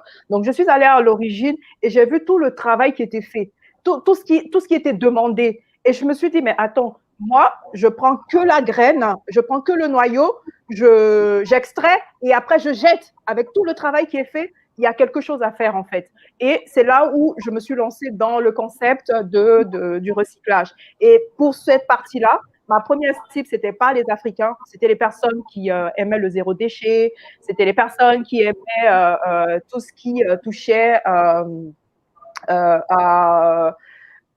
au bien-être de l'environnement, voilà. Et puis, ben, on est parti sur le concept aussi de payer au prix juste et tout ça. Donc, du coup, finalement, ma cible de départ, c'était que les Africains. Mais après, elle s'est agrandie par rapport à toutes les personnes qui épousent mes valeurs. Donc, moi, j'ai créé ma marque éthique qui est engagée dans une économie solidaire et circulaire pour produire un café de qualité qui respecte l'homme et l'environnement. Et après ces salons-là, bah, j'ai commencé justement à faire mon site Internet. Donc, je communique par le site Internet. J'ai commencé à faire une campagne de crowdfunding parce que ça a permis aussi de communiquer sur le projet. Et j'ai vu les personnes qui ont adhéré. Donc, ça m'a permis aussi de voir toutes les cibles, même les personnes auxquelles je ne pensais pas forcément, justement, sont devenues ma cible. J'ai commencé à faire beaucoup de salons. Les salons, l'événementiel, les foires, les salons. J'ai vu qu'il n'y avait pas de prestations. Quand il y avait des événements qui parlaient de l'Afrique, il n'y avait pas de prestataire de café africain. Et je trouvais ça dommage. Je disais, mais c'était idiot, en fait. On est à une foire culturelle africaine et on va me servir du café de Colombie. Ça n'a pas de sens pour moi. Quand je vais dans un restaurant, et dans les restaurants africains aussi, ils ne servent pas de café africain. Je n'ai pas compris. Je dis, mais il y a quelque chose qui ne va pas. Donc, du coup, j'ai commencé à être prestataire de café, en fait. C'est là où j'ai développé… il y a des commandes qui arrivent. Hein. Là, il y a une commande qui vient d'arriver, là. Ah, c'est génial. À l'instant. C'est la magie. Du coup, c'est la magie. À l'instant. Oh là là. Je vais regarder après. Et donc, voilà. Donc, les salons ont été un vecteur aussi pour moi pour me faire comprendre. Après, j'ai fait des ateliers. les ateliers autour du café. Parce que justement, en arrivant au tout départ, les gens me disent « Ah, mais tes cafés… » Parce qu'ils vont comparer mon café à un café très, très moyen, très vilain, très… qui respecte rien, un café de l'industrie, et ils me disent « Tes cafés sont chers. » Je dis « Mais par rapport à quoi mon café est cher? Voilà comment mon café il est obtenu. Voilà les personnes qui travaillent dessus. Voilà le nombre d'heures qu'elles ont fait dessus. Voilà ce que ça comporte et tout. Est-ce qu'aujourd'hui, là, quand je t'ai expliqué tout ça, que je t'ai montré tout le processus, tu trouves que c'est cher? Non, Maria, je trouve que c'est même moins cher. Parce qu'avec ce que tu es en train de m'expliquer, je trouve que c'est moins cher. Donc, du coup, la manière de communiquer, en fait, sur mon projet a permis aux gens d'adhérer de plus en plus à mon produit. Après, il y a eu des influenceurs qui ont commencé à parler du produit. Il y a eu des personnes, chaque fois qu'on pensait à café africain, automatiquement, on pensait à moi et ainsi de suite. RFI m'a donné la parole parce qu'ils m'ont vu sur un salon et je suis en train de parler du café et ils n'avaient jamais entendu parler du café de cette façon-là. Et voilà, donc vraiment les salons, la proximité avec les gens, les sites internet, les newsletters, les réseaux sociaux sont des moyens que j'ai utilisés en fait pour communiquer. Et pour la petite histoire, j'ai été financée par l'ADI qui avait proposé que je fasse un crowdfunding. Et aujourd'hui, j'ai ma photo en grand sur une des boutiques que l'ADI donne aux entrepreneurs pour pouvoir montrer leurs produits en plein Châtelet. Donc, oui, je suis contente. On me reconnaît, on commence à me reconnaître. Il y a des gens qui m'ont vu, qui étaient pas, qui se disaient, mais ça peut pas être elle. Mais pourquoi ça peut pas être elle? C'est moi. Pourquoi ça peut pas être moi? Donc, voilà. Donc, ce sont des moyens de communication. Donc, dès qu'on entend parler de café africain, tout le monde me tague. Tout le monde me tague, ça veut dire que le message est passé. Même si les gens sont pas, il y a des gens qui me suivent depuis le début, depuis 2018 quand j'ai commencé, mais vraiment à tester le concept. Et ils ont passé leur première commande en 2020. Les gens avaient besoin de voir que j'étais régulière, en fait. Ils avaient besoin de se dire, elle n'est pas juste venue pour le fun, elle n'est pas venue juste comme ça et tout. Voilà. Donc, cette régularité-là aussi, et le fait que mes produits aussi ont évolué, mes packaging aussi ont évolué, et donc, ça les a confortés, en fait, dans l'idée. Donc, voilà. Voilà comment je communique. Alors, donc, du coup, moi, ce que je retiens de ce que tu dis, en gros, c'est quand on se lance dans un domaine, en réalité, il faut savoir ce qui se passe dans ce domaine-là, s'il y a des foires, s'il y a des ateliers, et en fait, y assister, en fait. C'est-à-dire que parfois, des gens font de l'entrepreneuriat depuis leur chambre. Oui. Ils font tout depuis leur chambre et ils ne sortent pas. Alors qu'aujourd'hui, dans la plupart des domaines, vous avez des forums, vous avez des foires, vous avez je sais pas moi, des événements annuels, des conférences. Et il faut aller dans ces endroits, aller rencontrer votre public, en fait, pour vous faire connaître, pour qu'ils sachent que vous existez et se servir après de la magie des réseaux sociaux dans lesquels vous pouvez être présent pour relayer les messages. Kaline, de ton côté, comment tu procèdes? Alors, comment je procède? En fait, au tout début, j'ai commencé par les réseaux sociaux. Déjà, pour se différencier au niveau de la communication, de par les différents coachings qui existent en ligne, j'ai parlé de ma méthode déjà, donc de la méthode ASSO, donc alimentation, sport et santé online. Donc, je me suis plutôt basée sur l'éducation. Parce qu'aujourd'hui, en fait, manger, c'est surtout parler d'éducation. Donc, la méthode ASSO, en fait, c'est 3 phases. Donc, la première, c'est l'éducation au goût. Donc, apprendre à manger en goûtant les aliments naturellement tels qu'ils sont. Ensuite, la deuxième phase, c'est l'éducation alimentaire. Donc là, je réintroduis petit à petit les aliments pour que les gens puissent manger et aussi apprendre à faire une activité de cardio tout en douceur. Et puis la troisième phase, on attaque à l'éducation nutritionnelle où on va plutôt parler de consolidation, on va stabiliser. Alors, de par ce principe, j'ai aussi mis mes photos pour pouvoir bien convaincre les gens sur les réseaux sociaux, d'expliquer un peu mon parcours, d'expliquer mes différentes casquettes, de savoir pourquoi est-ce que je veux que les gens soient en santé, pourquoi est-ce que je veux que les gens prennent conscience de la gravité des maladies qu'il y a dehors, des maladies cardiovasculaires, du diabète de type 2 et également de la malbouffe. Donc, j'ai pris conscience de ça et puis voilà, je suis allée sur les réseaux sociaux. Donc, j'ai aussi fait le soin de passer par les influenceurs. Donc, il y en a 2, notamment avec Yvonne et Shina Donia, avec qui a goûté mes produits et tout. Donc, qui ont parlé de mes produits également de mon coaching. Donc, voilà, ça s'est très bien passé. Et la preuve, c'est que beaucoup de gens, en fait, se sous-estimaient ne prenaient pas conscience, en fait, de la gravité de la situation par rapport à les situations, genre quand les gens montent les escaliers, ils vont pas bien et tout. Une fois que j'ai fini par les réseaux sociaux, enfin par Facebook, je suis passée aussi par mon site internet parce que mon site internet m'a permis de plus communiquer de ce que j'en dis parce que le site internet, il y a des photos, ça explique un peu tout ce que je représente, mes formations et pas que. Il y a aussi le retour des clients, c'est vraiment important pour moi le retour des clients parce que quand une personne est passée par moi, j'ai pris le temps de l'écouter, j'ai pris le temps de suivre, j'ai pris le temps de motiver la personne à bloc. Parce qu'en fait, la question de surpoids, en fait, c'est une question aussi de motivation. Si vous restez là tous les jours, vous voulez dire, je me lamente sur moi, j'arrive pas à perdre du poids, mais qu'est-ce que vous faites tous les jours de votre vie, bon sang, pour pouvoir sortir de là? Donc, en fait, moi, je creuse les gens à aller chercher, à aller fouiller, en fait, au fond d'eux pour savoir, allez, j'ai besoin de ça, je veux être cette personne, je suis ce que je suis, je souhaite être cette personne plus tard. Alors, il faut foncer. Donc, au niveau de la communication aussi, je suis passée par des salons, donc notamment par les salons sur Toulouse, où j'ai pu fait déguster mes produits avant le corona un tout petit peu parce que là maintenant actuellement c'est un peu mort. Et je me suis fait aussi découvrir par le CIAD Midi-Pyrénées. Donc le CIAD en fait c'est des porteurs de projets en Afrique où j'ai fait mes formations donc je suis bien connue là-dedans. Et aussi j'ai été financée par l'ADI comme ma chère Maria où j'ai eu aussi un grand prix un deuxième prix en fait Midi-Pyrénées CIAD à Toulouse. Et j'ai aussi fait pas mal de conférences, notamment au Cameroun, au Congo et à Londres. Et j'ai aussi participé un peu à Jambo Télé au Cameroun où j'ai présenté mes produits juste avant que je tombe enceinte des jumeaux parce que voilà, je suis restée un peu de 2 ans à la maison, le temps de prendre un peu des forces pour me remettre en activité. Alors, la question de la communication, en fait, chez moi, parfois, il y a aussi le pour et le contre. Pourquoi? Parce que quand je communique sur le produit, c'est bel et bien beau. Quand je communique aussi sur ma façon de faire, sur ma méthode, mais il y a les gens qui prouvent toujours, ah ben non, c'est cher et tout. Mais je dis, allez-y voir chez mes concurrents. Allez voir mes concurrents. Regardez les prix, venez vers moi parce que mon coaching, eh ben, je suis la personne une fois par mois. Enfin, dans le mois, je lui suis au moins 2 fois par semaine. Donc, ça veut dire que les gens, de lundi à vendredi, peuvent me poser des questions. Ils peuvent me dire, je vais pas bien. Ouh là là, attention, je suis en train d'aller grignoter. Ouh là là, je suis en train d'aller. Ben, en fait, je mets vraiment la personne en confiance de manière à ce qu'il sache quoi manger quand il est invité à un anniversaire, à un mariage ou autre, parce qu'on vit. Et attention, je vais passer un message très important. Peut-être ça va choquer les gens, mais malheureusement, ne faites pas de régime. Apprenez à manger équilibré. Apprenez à vous faire plaisir, mais en mangeant des quantités un peu moindres.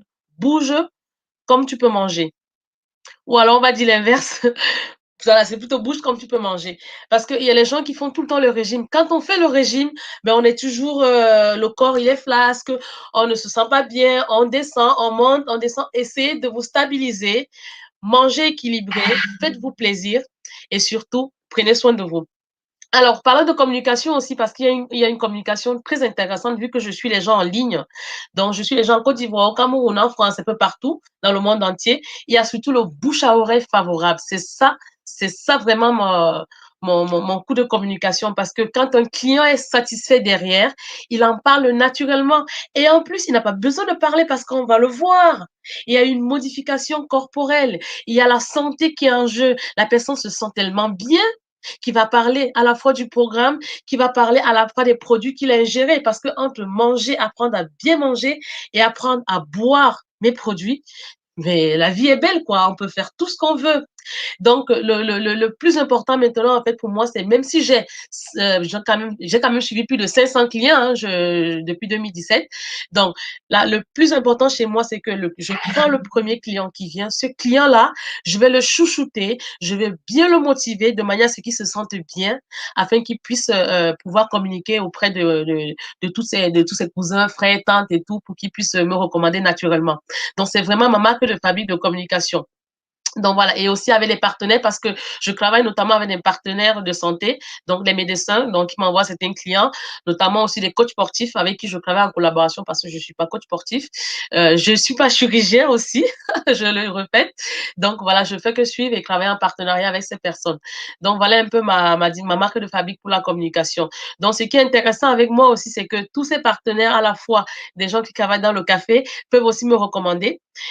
Tous ceux qui tous ceux qui vendent, que ce soit même des gâteaux, ils peuvent me recommander parce que je suis bien les gens, que même certains diététiciens, certains coachs qui ont assez de clients me l'envoient aussi. Donc voilà. Donc je vais finir là-dessus. Dans la communication, c'est vraiment important. Mais suivre le client est roi, mais bien le suivre, ça nous ramène des clients en général. Voilà. Et puis les autres modes de communication, ça marche autant bien aussi. Merci beaucoup, Kaline, pour ta contribution. Collins, comment est-ce que toi, tu communiques? Toi qui, finalement, t'orientes plus vers les boulangers, comment tu fais? Déconnecte. Ah, voilà. Pour une bonne communication, je pense que quand on vient de commencer et qu'on lance un projet, l'important, c'est vraiment l'innovation et la différenciation. Quand on crée un produit qui est différenciant, on peut déjà commencer à séduire des personnes qui ne connaissent pas le projet.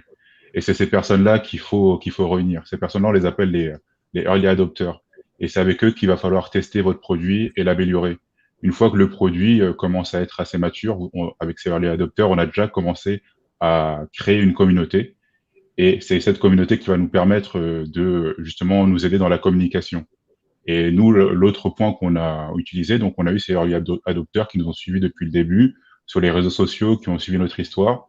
Et ensuite, on s'est aidé en fait de cette communauté pour lancer une campagne de financement participatif où on a pu mettre en vente nos produits et leur permettre en fait de les récupérer dans différentes boulangeries. Et donc, on s'est servi de cette communauté et pendant justement cette campagne de crowdfunding, il y a un élan qui se crée. On peut donc commencer à contacter des médias pour leur montrer qu'en fait, il y a une mouvance en fait dans la société. Ces médias, on est passé sur des médias comme Europe 1, dans des journaux spécialisés. C'est à ce moment-là qu'il faut vraiment mettre beaucoup d'énergie justement dans la communication. Donc, mais comment tu fais pour passer dans les médias? Parce que du coup, quand tu as les médias, quand tu as des passages médias, c'est un gros argument quand tu vas voir un boulanger pour lui dire voilà, c'est confirmé, c'est confirmé. Mais à la base, c'est comment tu fais pour passer dans les médias aussi? Dans les médias, c'est en les contactant, en prenant nous, on est passé par LinkedIn, en contactant des personnes qui travaillent dans ces médias, en leur parlant du projet, en leur montrant surtout les résultats. C'est pour ça que je dis qu'il faut d'abord créer une base avec des early adopters pour qu'on puisse avoir des retours. Et donc, ces retours-là, on les montre aux personnes qui travaillent dans ces médias ou quand on envoie un courrier donc à des rédactions de journaux, on leur montre les résultats et on leur montre justement toute l'action, toute l'activité qu'il y a pendant la campagne. Surtout pendant la campagne, en fait, on définit donc un objectif financier qu'on veut avoir. Nous, notre objectif, c'était 8 000 € et on est arrivé à peu près à 11 000. Et quand on contacte les médias, c'est quand la jauge, en fait, est déjà assez remplie. Donc, on leur dit, on avait un objectif de 8 000, on a dépassé l'objectif et on veut continuer à avancer sur le projet. Et donc, eux, ça les intéresse justement de montrer qu'il y a un projet qui fonctionne et de le diffuser sur les médias. Et tout ça, ça crée un engrenage où on commence à avoir une couverture médiatique et justement à pouvoir gagner de plus en plus d'abonnés. Super. Donc, je ne sais pas si je suis le seul à prendre des notes, mais ceux qui nous regardent là devraient prendre les notes parce que vraiment. Non, mais le contenu est très riche. Le contenu est très riche. C'est du coaching gratuit qui est donné là par des entrepreneurs qui expliquent des méthodes qui ont marché. Donc, effectivement, Donald, tu fais bien de le rappeler. J'espère que vous comprenez bien que ce sont des pépites qui vous sont données et que vous feriez mieux de les noter pour vous-même les appliquer. Vraiment. Donc là, je suis chaud. Je pense que je peux. Vas-y, Colin, tu peux terminer. Et justement, une fois qu'on a créé cet engouement, ça, je pense que c'est le moment d'utiliser la notoriété qui est créée, donc justement avec la spécificité du produit, pour aller voir des personnes qui sont influentes dans le milieu. Et généralement, quand on a justement l'aspect petite entreprise, entreprise qui démarre, start-up, les gens ont tendance à toujours vouloir nous aider. Donc, quand on leur dit, bah voilà, on a créé notre projet, on a réussi à lever telle quantité d'argent, il y a tant de personnes qui nous suivent, ces personnes qui ont des abonnés, une communauté déjà présente, sont souvent très favorables à aider, à repartager. Et donc, c'est là qu'il faut continuer à nourrir sa communauté et se servir des communautés des autres pour continuer à évoluer. Et généralement, bah, les médias peuvent vous contacter par la suite. Et des personnes aussi qui sont plus qualifiées comme nous. Il y a des chefs qui nous ont contactés ou des meilleurs ouvriers de France pour tester les produits. Et tout ça, ça rentre dans une dynamique d'engrenage. C'est un cercle vertueux pour votre communication. Ok, d'accord. Donald, à toi.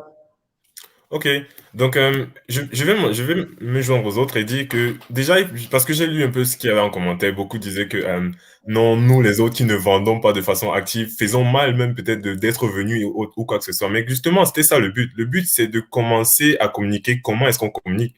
Ce n'est pas d'attendre que le produit soit fait, ce n'est pas d'attendre que tu puisses déjà vendre, ce n'est pas d'attendre que tu as déjà fait un investissement, acheté 120 points que désormais tu veux écouler. Non, c'est commencer à communiquer. Et le but, par exemple, pour Kemi Tenchor, c'était de désormais jeter l'idée dans la pièce, dans la tête de tout le monde qui participe aujourd'hui, que désormais il est possible pour la diaspora, depuis où que tu sois, de prendre en charge ta famille. Si déjà ça est passé, c'est que j'ai fait mon objectif en fait.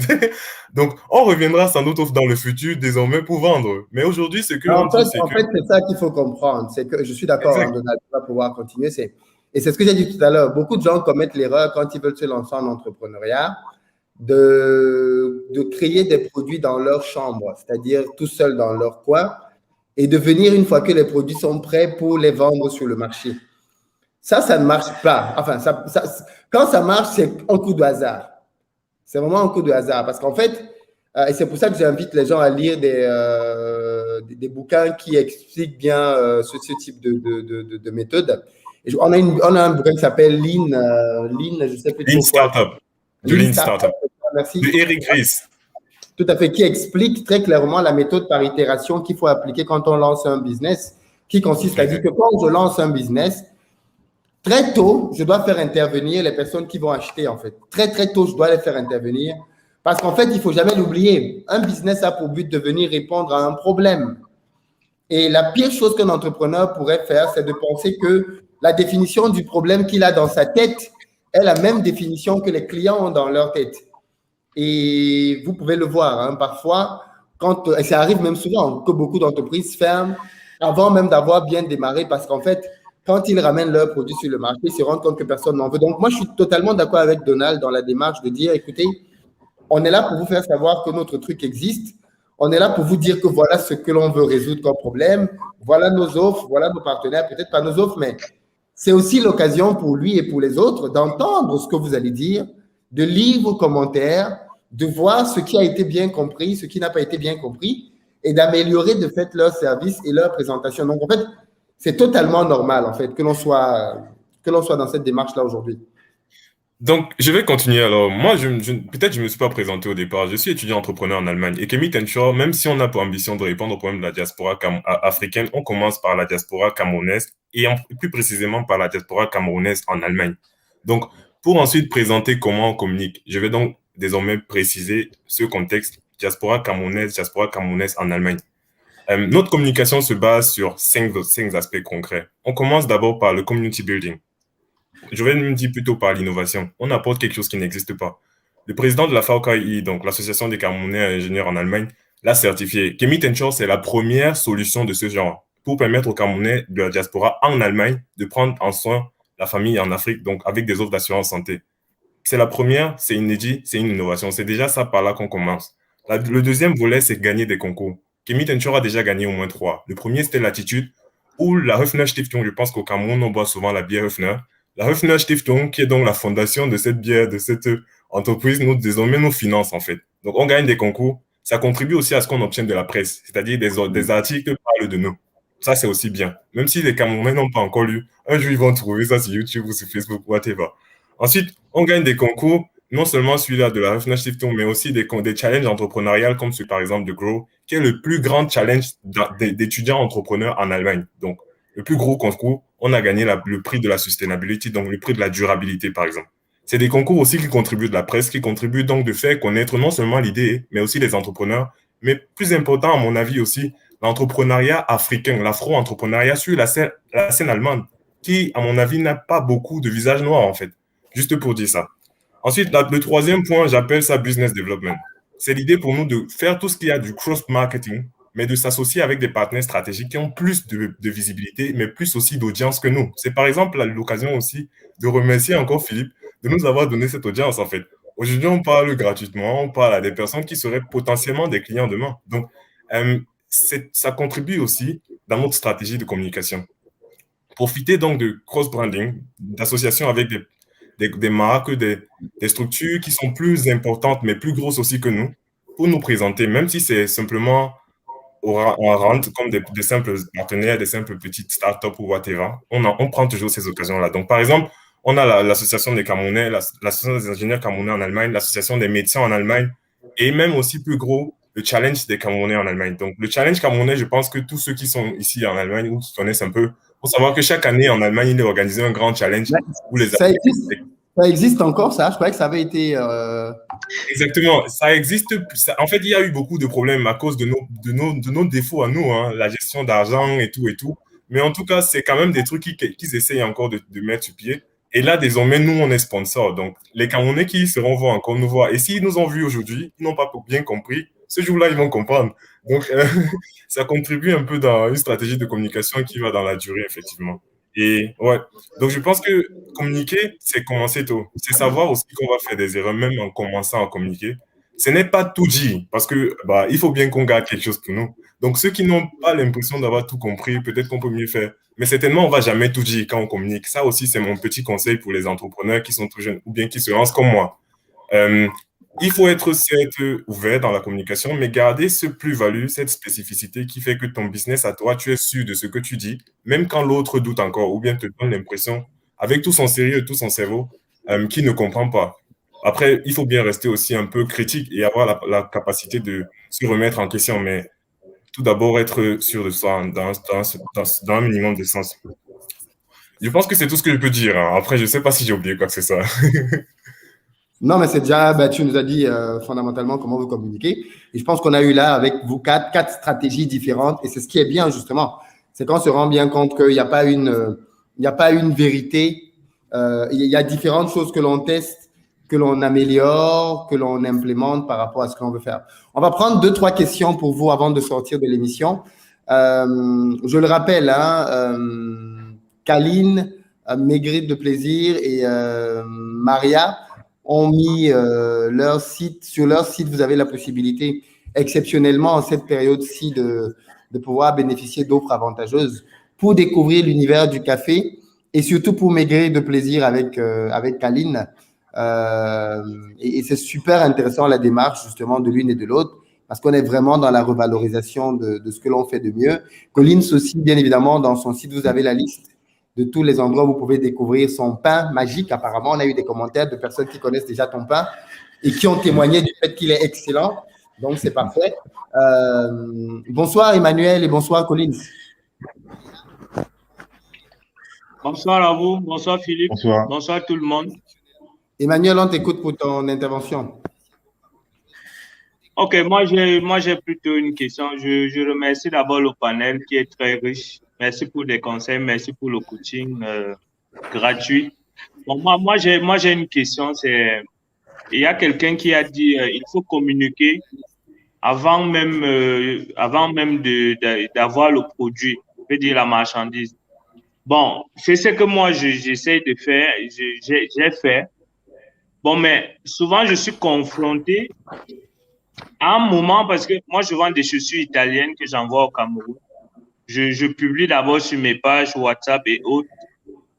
Alors les gens passent des commandes et à un moment ils deviennent impatients. C'est-à-dire, généralement, le bateau, il fait 2 mois et demi avant d'arriver. Et ça fait que lorsque quelqu'un passe la commande, il fait 2 mois, il n'a pas sa chaussure, il commence à me mettre la pression. Et puis, moi, je n'ai pas encore le capital. Genre, je peux envoyer un grand stock, envoyer encore. Donc, ça fait qu'à un moment, je suis sous pression, j'ai une rupture et parfois les clients se découragent. comment faire, je ne sais pas comment amener le client à être patient ou comment je peux pallier à ce problème de, c'est-à-dire je n'arrive pas à trouver je sais pas, la chaîne, à un moment elle se coupe un peu. Alors, Je ne sais pas si je me suis fait bien comprendre. moi, j'ai très bien compris ta problématique. Tu as une problématique de délai. C'est un peu la même problématique que certains ont dans le dropshipping. C'est-à-dire que quand tu as quelqu'un comme Amazon qui livre tout de suite, parce qu'Amazon, quand tu commandes, c'est du tic-au-tac, tu es livré le lendemain ou le jour d'après. Alors que les dropshippers, parfois, il faut attendre 10 jours, 2 semaines. Et donc, forcément, les clients ne sont plus habitués à ça. Déjà, la première question que j'ai pour toi, Emmanuel, est-ce que tu es très clair avec tes clients sur le délai? Quand ils ont passé une commande, est-ce que tu sais leur dire exactement, vous allez être livré dans 3 mois parce que la chaussure vient en bateau et qu'elle va donc de fait prendre 3 mois pour arriver et être dédouanée? Et si tu leur expliques ça, comment se fait-il qu'ils te harcèlent alors qu'ils sont supposés savoir quel est le délai d'attente de la chaussure? Bon, alors, ça, honnêtement, je le fais. Parfois même, je donne un délai de plus de 3 mois. Je le fais vraiment. Bon, je sais pas, c'est dû peut-être parce que les gens sont impatients. Il a vu la beauté de la chaussure. Et tout de suite, je me dis tout de suite, il rêve déjà avoir cette chaussure sur son pied. Et voilà, il revient à la charge. Ma chaussure arrive quand, à peine il passe la commande 1 mois, il revient après 2 semaines, 3 semaines me demander, voilà, donc je sais pas, ça me perturbe un peu. Je sais pas comment résoudre ce problème. Alors, déjà, la première chose qu'il faut que tu fasses, Emmanuel, c'est que tu travailles à réduire ce délai. Parce que concrètement, si tu as beaucoup de clients qui se plaignent de ton délai, c'est pas au client de changer. C'est à toi, l'entrepreneur, de t'adapter et de trouver des moyens d'être plus flexible. Et l'un des moyens, c'est de pouvoir te poser la question du fret aérien. Je pense que tu dois pouvoir donner la possibilité à tes clients de choisir le mode de transport. Tu dois pouvoir dire à tes clients, voilà le prix de la chaussure. En fait, il faut que tu dissocies 2 choses. Désormais, vends la chaussure et ajoute à ça le prix du transport. Je ne sais pas comment tu vends, si tu as un site web ou pas, mais il faut que les gens qui achètent ton produit aient la possibilité d'acheter le transport. Et à ce moment-là, tu leur donnes 2 ou 3 options. Option numéro 1, transport maritime, délai 90 jours, même si je trouve que c'est très long. Option numéro 2, transport aérien, délai 1 semaine, ainsi de suite. Tu leur donnes différentes options et ils voient le tarif que chaque option coûte. De telle sorte que quelqu'un choisit lui-même, en fonction de son budget, le type d'attente qu'il est prêt à avoir ou pas. Mais il faut que tu donnes la possibilité aux gens de payer le transport pour ceux qui veulent un truc beaucoup plus rapide. Mais 3 mois, je suis d'accord, c'est hyper long. Même le bateau fait 1 mois. Pourquoi tu fais 3 mois? Bon, ça, Philippe, je ne peux pas te l'expliquer parce que j'envoie les chaussures à travers quelqu'un qui fait les conteneurs. Donc, il y a parfois, tu envoies tes cartons, tes colis, on te dit c'est parti alors que ce n'est pas parti. Tu vois? Alors, est-ce qu'il est le seul? Est-ce que tu ne peux pas le mettre en concurrence? Le jour où il te dit que tes colis sont partis et que ce n'est pas parti, une fois, tu lui donnes un carton jaune. 2 fois, c'est un carton rouge et tu vas ailleurs. Parce qu'il ne s'en rend pas compte, mais ça impacte grandement ton business. Alors, pour te dire, je ne peux pas le mettre en concurrent parce qu'ici en Italie, il n'y a pas plein de Camerounais qui font dans l'envoi des colis, qui font des conteneurs. Tu vois, moi, je suis au sud de l'Italie. Pour envoyer les cartons au Cameroun, je suis obligé d'envoyer d'abord au nord de l'Italie, c'est-à-dire ça quitte du sud pour le nord et ensuite pour le Cameroun. Donc, il n'y a pas quelqu'un au sud de l'Italie. Petite question. Alors, je crois que tu as 2 choix, en fait. Tu as 2 choix. Déjà, tu n'as pas d'autres entreprises, parce que je veux bien que l'on veuille travailler avec des frères de la communauté, OK? Mais à un moment donné, il faut se souvenir qu'on est entrepreneur. Si tu as quelqu'un d'autre qui n'est pas de la communauté et qui parvient à te livrer tes trucs à temps et qui est plus professionnel, bon sang, on va bosser avec lui. Et fais comprendre aux frères de la communauté que tu reviendras chez lui le jour où il se sera mis à niveau. Parce qu'entre-temps, ce copinage que l'on veut faire dans le business nous nuit en fait.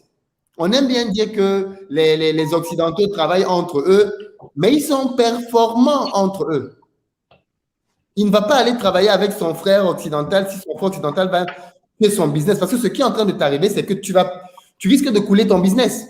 Maintenant, la dernière astuce que je te donne avant de prendre quelqu'un d'autre, et peut-être que l'un des intervenants voudra te proposer quelque chose aussi rapidement, mais la dernière astuce que je te donne, moi, c'est constitue-toi un petit stock au Cameroun. Et ça va résoudre beaucoup de problèmes. Maintenant, avec le retour d'expérience que tu as, tu sais déjà quelles sont les chaussures qui sortent un peu plus. Tu fais une loi de Pareto 20-80. 80% de ton chiffre d'affaires est produit par 20% de tes chaussures. 80% de ton chiffre d'affaires est produit par 20% de tes chaussures. Ces chaussures-là, tu les identifies, tu connais les pointures qui sortent le plus, les couleurs qui sortent le plus. Tu te constitues un petit stock et tu envoies ce stock au pays. Tu sais à peu près quelle est la cadence de sortie de tes chaussures par mois. Tu te constitues. Donc, si tu sais par exemple que tu sors 5 ou 10 chaussures par mois, tu achètes 30 chaussures. Et tu sais qu'avec ces 30 chaussures, tu as ton stock pour à peu près 3 mois. Et à partir de là, tu commences à faire simplement de la gestion de stock. Tu vois comment est-ce que ton stock sort et dès que tu arrives à un niveau critique, tu réapprovisionnes, tu renvoies. Dès que tu vois que ton stock diminue jusqu'à un certain niveau, boum, tu réenvoies. Et comme ça, tu tues complètement le problème de délai. Et là, tu peux même commencer à vendre tes chaussures plus cher encore parce que du coup, maintenant, tu n'es plus en mode. Tu peux même donc maintenant faire une troisième option, justement. Option 1, 45 jours. Et là, c'est une technique que je te donne pour créer un contraste.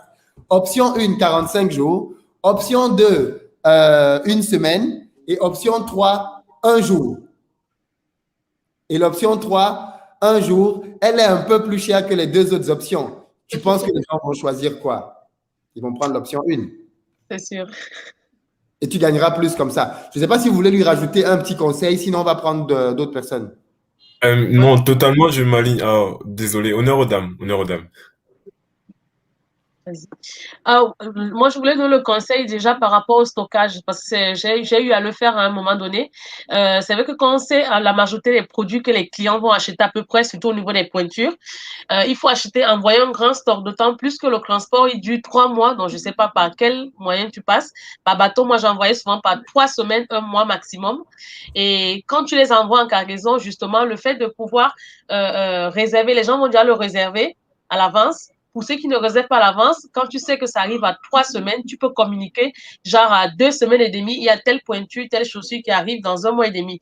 Mais je pense que c'est ton fournisseur. Le vrai problème, c'est au niveau de ton fournisseur. Essaye d'élargir un peu ton champ de possibilités au travers des fournisseurs. Donc, si c'est seulement au nord de l'Italie, est-ce qu'il n'y a pas d'autres entreprises qui travaillent peut-être dans d'autres pays avec lesquels tu peux envoyer le même tarif de l'Italie, peut-être pour la France ou de Bruxelles, pour que ta cargaison parte le plus tôt possible? Je pense que c'est plus au niveau de la durée des produits. Mais sinon, comme Philippe disait tout à l'heure, propose plusieurs différents types de transactions par rapport au transport pour que la personne paye le plus tôt possible. S'il veut recevoir son produit le plus tôt possible, il paye plus cher ou ainsi de suite, ou moins cher, il attend le plus longtemps possible. Mais la stratégie, c'est plus au niveau du transport.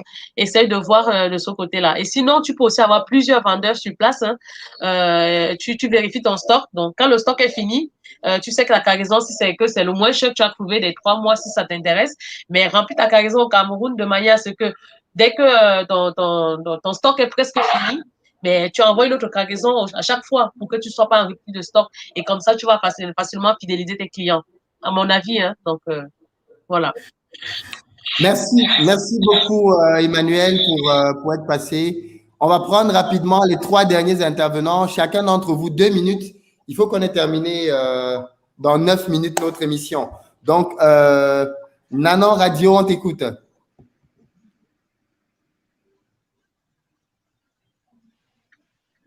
Bonsoir Philippe. Bonsoir. Je ne sais pas si je suis déjà en direct là. Oui, on t'écoute. Voilà, dans un premier temps, je voudrais encore une fois de plus réitérer tous mes encouragements pour tout ce que tu fais là par rapport à l'entrepreneuriat, de la diaspora. Je voudrais poser ma question directement à Rituel Café. Donc, puisque moi je suis dans le domaine agricole, là. et je suis dans la diaspora, je voudrais demander à Rituel Café, déjà, j'apprécie son concept, et lui demander quels sont ses rapports avec avec tous les Ivoiriens qui sont dans le même concept de la transformation du café, avec tels que, par exemple, Bro Mensa, pas pour faire de la publicité, hein, qui fait un travail excellent et qui est dans le même domaine que l'espresso aussi, tout et tout. Je ne sais pas s'il y a il y a du travail qui se fait en concomitance avec toutes ces personnes-là qui sont dans le même domaine aussi. Et si oui, me dit à quel niveau ils sont par rapport à leur rapport. Et la seconde question, je voudrais véritablement savoir si ton concept, c'est de faire la promotion des entrepreneurs vraiment africains qui font dans le concept des produits, on va dire, de notre terroir, tels que l'agriculture, l'avicole, tout et tout. Et puis, bon, voilà, de réitérer tous mes encouragements dans tout ce que tu fais en tout cas. Voilà. Maria, rapidement, réponse courte. Ton micro est fermé. Le micro est fermé. Ah, ok. C'est bon, j'ai ouvert. Vas-y. Je l'entends. Ok, merci. Donc, merci pour la question.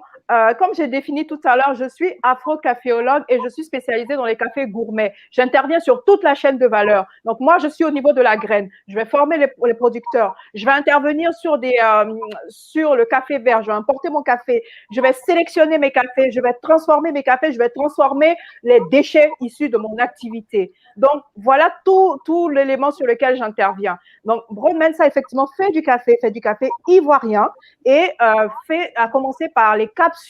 Là, maintenant, il est sur du filtre. Donc, voilà. Donc, déjà, c'est pas le même, c'est inclus, en fait, dans ce que je fais. D'accord? Ensuite, moi, je fais toute l'Afrique parce que je suis en Europe, je suis en France, je suis ambassadrice du café africain. Donc, pour cela, je travaille avec les petits producteurs, avec les producteurs directement. Mes contacts, en fait, ce sont les producteurs. Donc, moi, je veux ce circuit direct, en fait, avec les producteurs. Mais pour la petite histoire, il y avait un salon du café il y a 2 ans. J'ai contacté Bro Mensa et j'ai représenté ces cafés que j'ai proposés pendant le salon. Donc, pendant des événements, je peux être amenée à travailler avec des torréfacteurs parce qu'en fait, Bro Mensa, en fait, il est torréfacteur et il a créé sa marque. Donc, je peux être amenée à travailler avec ces torréfacteurs, mais mon travail, en fait, c'est toute la chaîne de valeur du café. Donc, tous les intervenants de la chaîne de valeur de café en partant des producteurs. Donc, moi, je vais directement à la source. Je source mes propres produits. Je travaille avec les producteurs. Donc, voilà un peu ce que je peux te dire. Ok, c'est vraiment gentil en tout cas. Ok.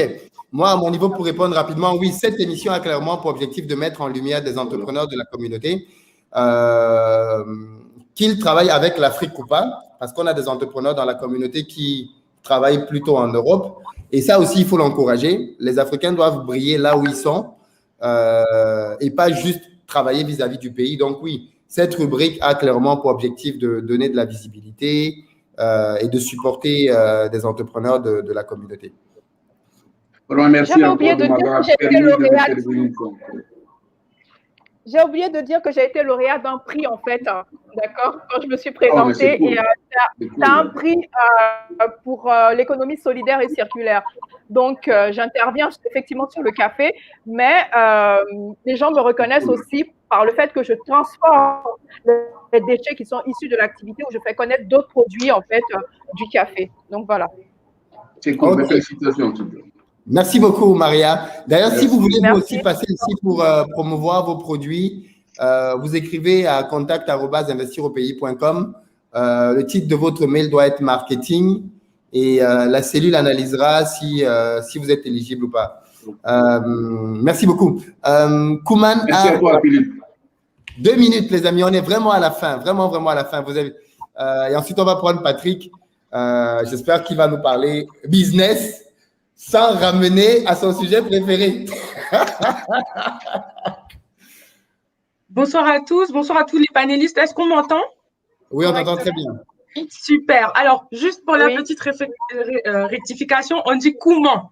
Comment art oratoire. Donc, merci. Je suis super contente d'intervenir parce que les sujets de la communication, ça m'intéresse énormément. Je voulais vous féliciter déjà pour votre live, mais surtout pour répondre au sujet du live, à savoir comment communiquer et se faire connaître. Je voulais partager mon petit retour d'expérience sur la communication, en fait, en tant qu'entrepreneur et comment, en tout cas, moi, j'essaye au sein de mon entreprise de pouvoir me faire connaître. Déjà, le premier truc, je pense qui est important, c'est de se montrer, vraiment de se montrer comme vous le faites, etc. Parce que les gens ont toujours plus de confiance quand ils voient la personne qui est derrière le business. Et surtout, aujourd'hui, je trouve que c'est hyper important de miser sur la communication digitale parce qu'aujourd'hui, on est énormément à être sur Internet et je trouve qu'il y a beaucoup d'entrepreneurs qui négligent cet aspect-là, qui négligent la communication sur les réseaux sociaux, qui négligent tout ça, leur compte Instagram, etc. Or, c'est un réel canal et tunnel de vente, je trouve. Et le dernier conseil que je vais ajouter pour vraiment pas trop empiéter sur le temps de parole de Patrick, c'est que c'est hyper important d'avoir un pitch qui est percutant et qui est impactant. Quand vous présentez votre entreprise, il faut que vous soyez clair. J'ai vu que parfois, lorsque vous vous exprimiez, certains ne comprenaient pas trop là où vous vouliez en venir, etc. Et ça, c'est dommage parce que ça peut faire perdre des clients. Quand on pitch son activité, il faut vraiment être clair, court et concis pour être sûr que la personne ait bien compris, mais surtout qu'on soit mémorable pour elle et qu'elle puisse se rappeler de nous. Donc voilà, c'était la petite intervention que je voulais faire. Je ne vais pas être plus longue et je laisse la parole au suivant. Merci. Donc, en fait, quand on veut se faire connaître, comment on vient sur le live d'Investir au pays et on intervient avec une intervention. Voilà, on saisit les opportunités qui s'offrent à nous, on saisit tous ces genres d'opportunités et on en profite pour pouvoir promouvoir nos activités. Donc voilà. Merci beaucoup, merci beaucoup. Patrick. Oui, bonjour. Bon, alors bonsoir à toi, Philippe. Bonsoir à tous mes co-panélistes et bonsoir à tous les internautes connectés. Déjà, toutes mes félicitations au cadre d'entrepreneur. Merci vraiment pour cet engagement parce que je traduis cela dans le contexte de la guerre, de la géoéconomie et de l'intelligence. Et l'Afrique doit avoir sa part là-dedans et vraiment merci pour ce que vous faites déjà. Alors, je vais comme ça, juste pour rapidement sortir, demander à Maria, je n'ai pas vu le site internet jusqu'à présent, je ne sais pas s'il a été véhiculé dans le forum de discussion, parce que j'aimerais bien prendre du café vraiment made in Africa, c'est très important pour moi. Et pour finir, dire à Philippe, déjà saluer mon voisin d'Allemagne, salut à toi Donald, j'étais écouté et je crois que je vais prendre contact avec toi. Pour finir, demander à Philippe, j'ai envoyé une demande, effectivement, je crois que tu as eu à intervenir sur ce cas-là, j'ai envoyé une demande afin de passer avec mes produits qui sont d'une part dans le domaine de l'esthétique et d'autre part dans le domaine du moins du laboratoire dentaire, c'est-à-dire les prothèses dentaires. Donc, depuis, j'ai envoyé, bon, je me demandais s'il y avait d'autres critères à remplir, mais tu as dit tout à l'heure qu'il y a une équipe qui étudie en fait la pertinence. Donc, là, je comprends. Alors, l'équipe va te recontacter pour… alors, normalement, si ton mail est arrivé, ils n'ont pas encore commencé à recontacter, mais ils vont te recontacter, je pense, soit en fin de cette semaine, soit début de semaine prochaine. Parce que là, en fait, on a des interventions déjà sur au moins 2 semaines encore. Donc, tu seras recontacté, t'inquiète pas.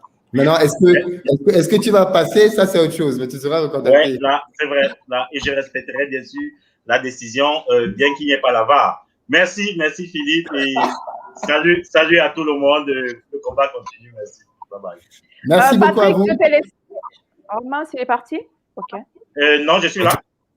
Bah, écoute, tu sais, dans le chat privé, je t'ai laissé aussi le site internet et tout et mon adresse email et on peut communiquer là-bas. Je suis désolée si tu n'as pas vu, mais je viens de le mettre.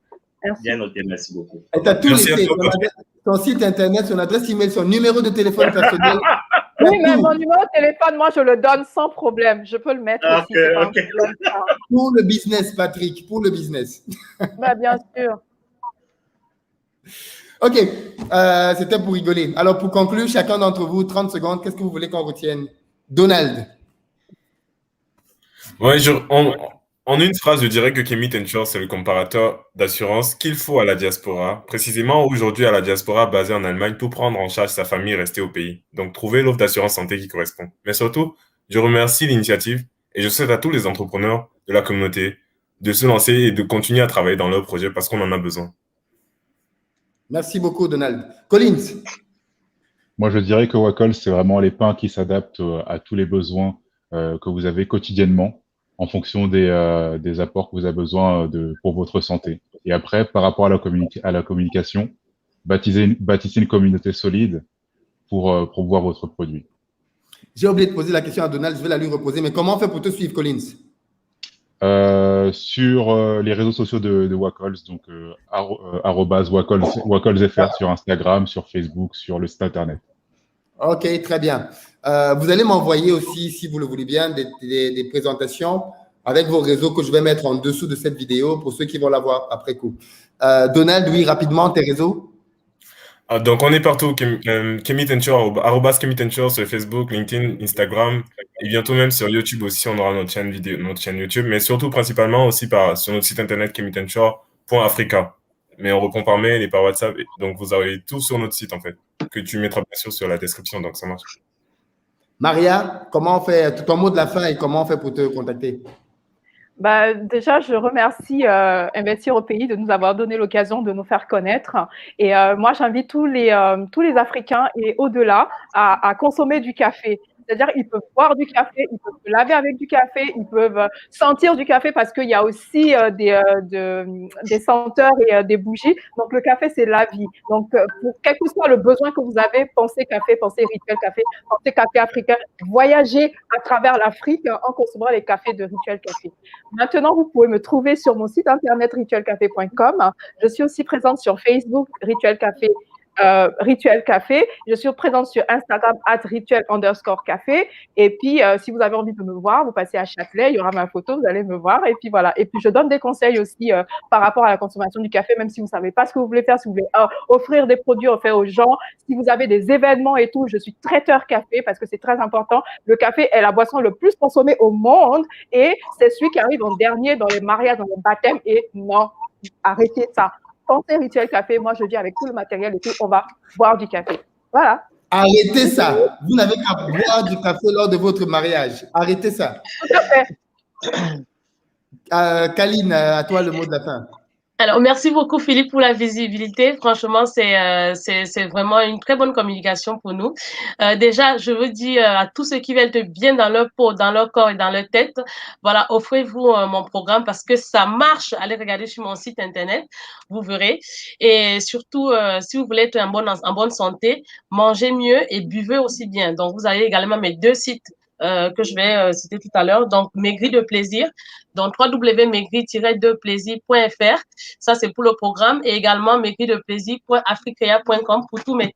Donc, voilà, restez en santé parce que si vous n'êtes pas en santé, vous ne pouvez rien faire. Voilà, merci beaucoup. Merci beaucoup, Kaline. Merci beaucoup, Maria. Merci, Collins. Merci, Donald, d'avoir pris le temps de venir nous partager votre expérience, vos business. Et alors, je veux le dire encore aujourd'hui, les amis, arrêtez de soutenir avec des likes, s'il vous plaît. Si vous voulez soutenir des entrepreneurs, c'est en passant à la caisse, OK? Ils ont donné leur site internet, ils ont fait leur part du boulot maintenant. Ils ont travaillé, ils ont analysé des problèmes dans la communauté, ils ont apporté des solutions. Maintenant, la balle est dans ton camp. Si tu veux les soutenir, sors ton porte-monnaie et achète leurs produits.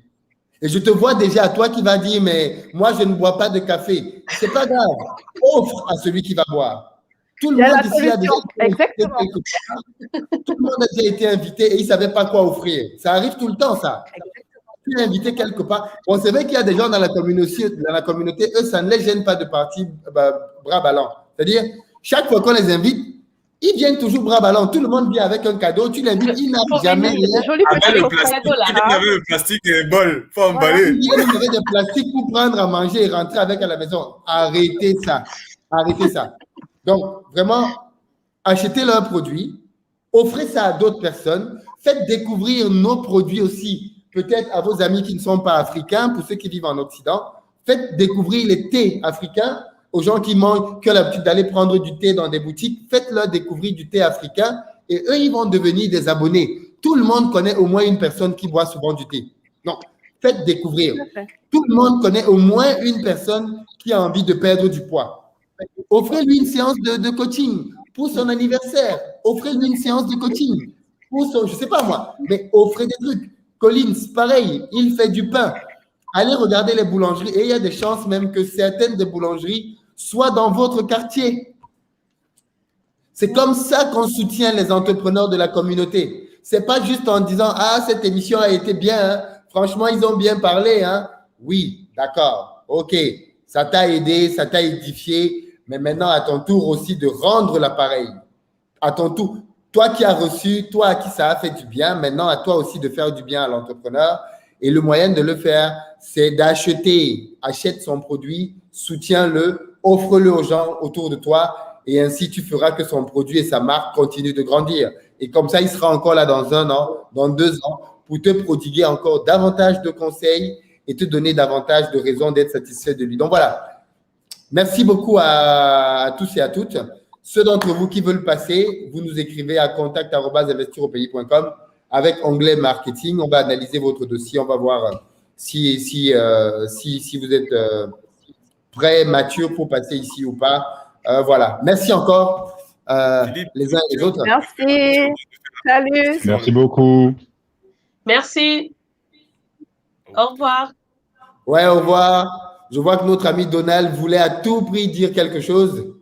Non, mais je voulais juste dire que tout le monde a une famille au pays aussi. Parce que ça, tu as oublié de le dire. Mais bon, ça marche, t'inquiète, t'inquiète. Je Tout le remercie monde a beaucoup. une famille au pays. Et puis, Ces temps de Covid, c'est vraiment une nécessité. assurez-les avec le Covid et tout. Assurez-les, quoi. Assurez-les. Non, mais c'est clair, tu as raison. C'est sûr. Merci mille fois. Merci mille fois, grand frère. Voilà, on est au terme de cette émission. Merci à vous de l'avoir suivi. Partagez-la pour qu'elle puisse parvenir entre les oreilles, les yeux de maximum de personnes pour soutenir ces entrepreneurs de la communauté. On en a vraiment besoin. Ils en ont besoin et c'est comme ça qu'on va, les aider à aller un peu plus loin dans leur aventure. Merci beaucoup. Je vous souhaite une très bonne soirée et je vous dis à très bientôt. On aura une prochaine émission comme celle-ci avec d'autres entrepreneurs. Et je pense qu'elle aura lieu en début de semaine prochaine, lundi ou mardi de la semaine prochaine. Je ne pense pas que j'aurai le temps de la faire cette fin de semaine. Si j'ai le temps, je le ferai, mais je pense que ce sera plus pour la semaine prochaine. Soutenons les entrepreneurs de la communauté, les amis. Allez, ciao.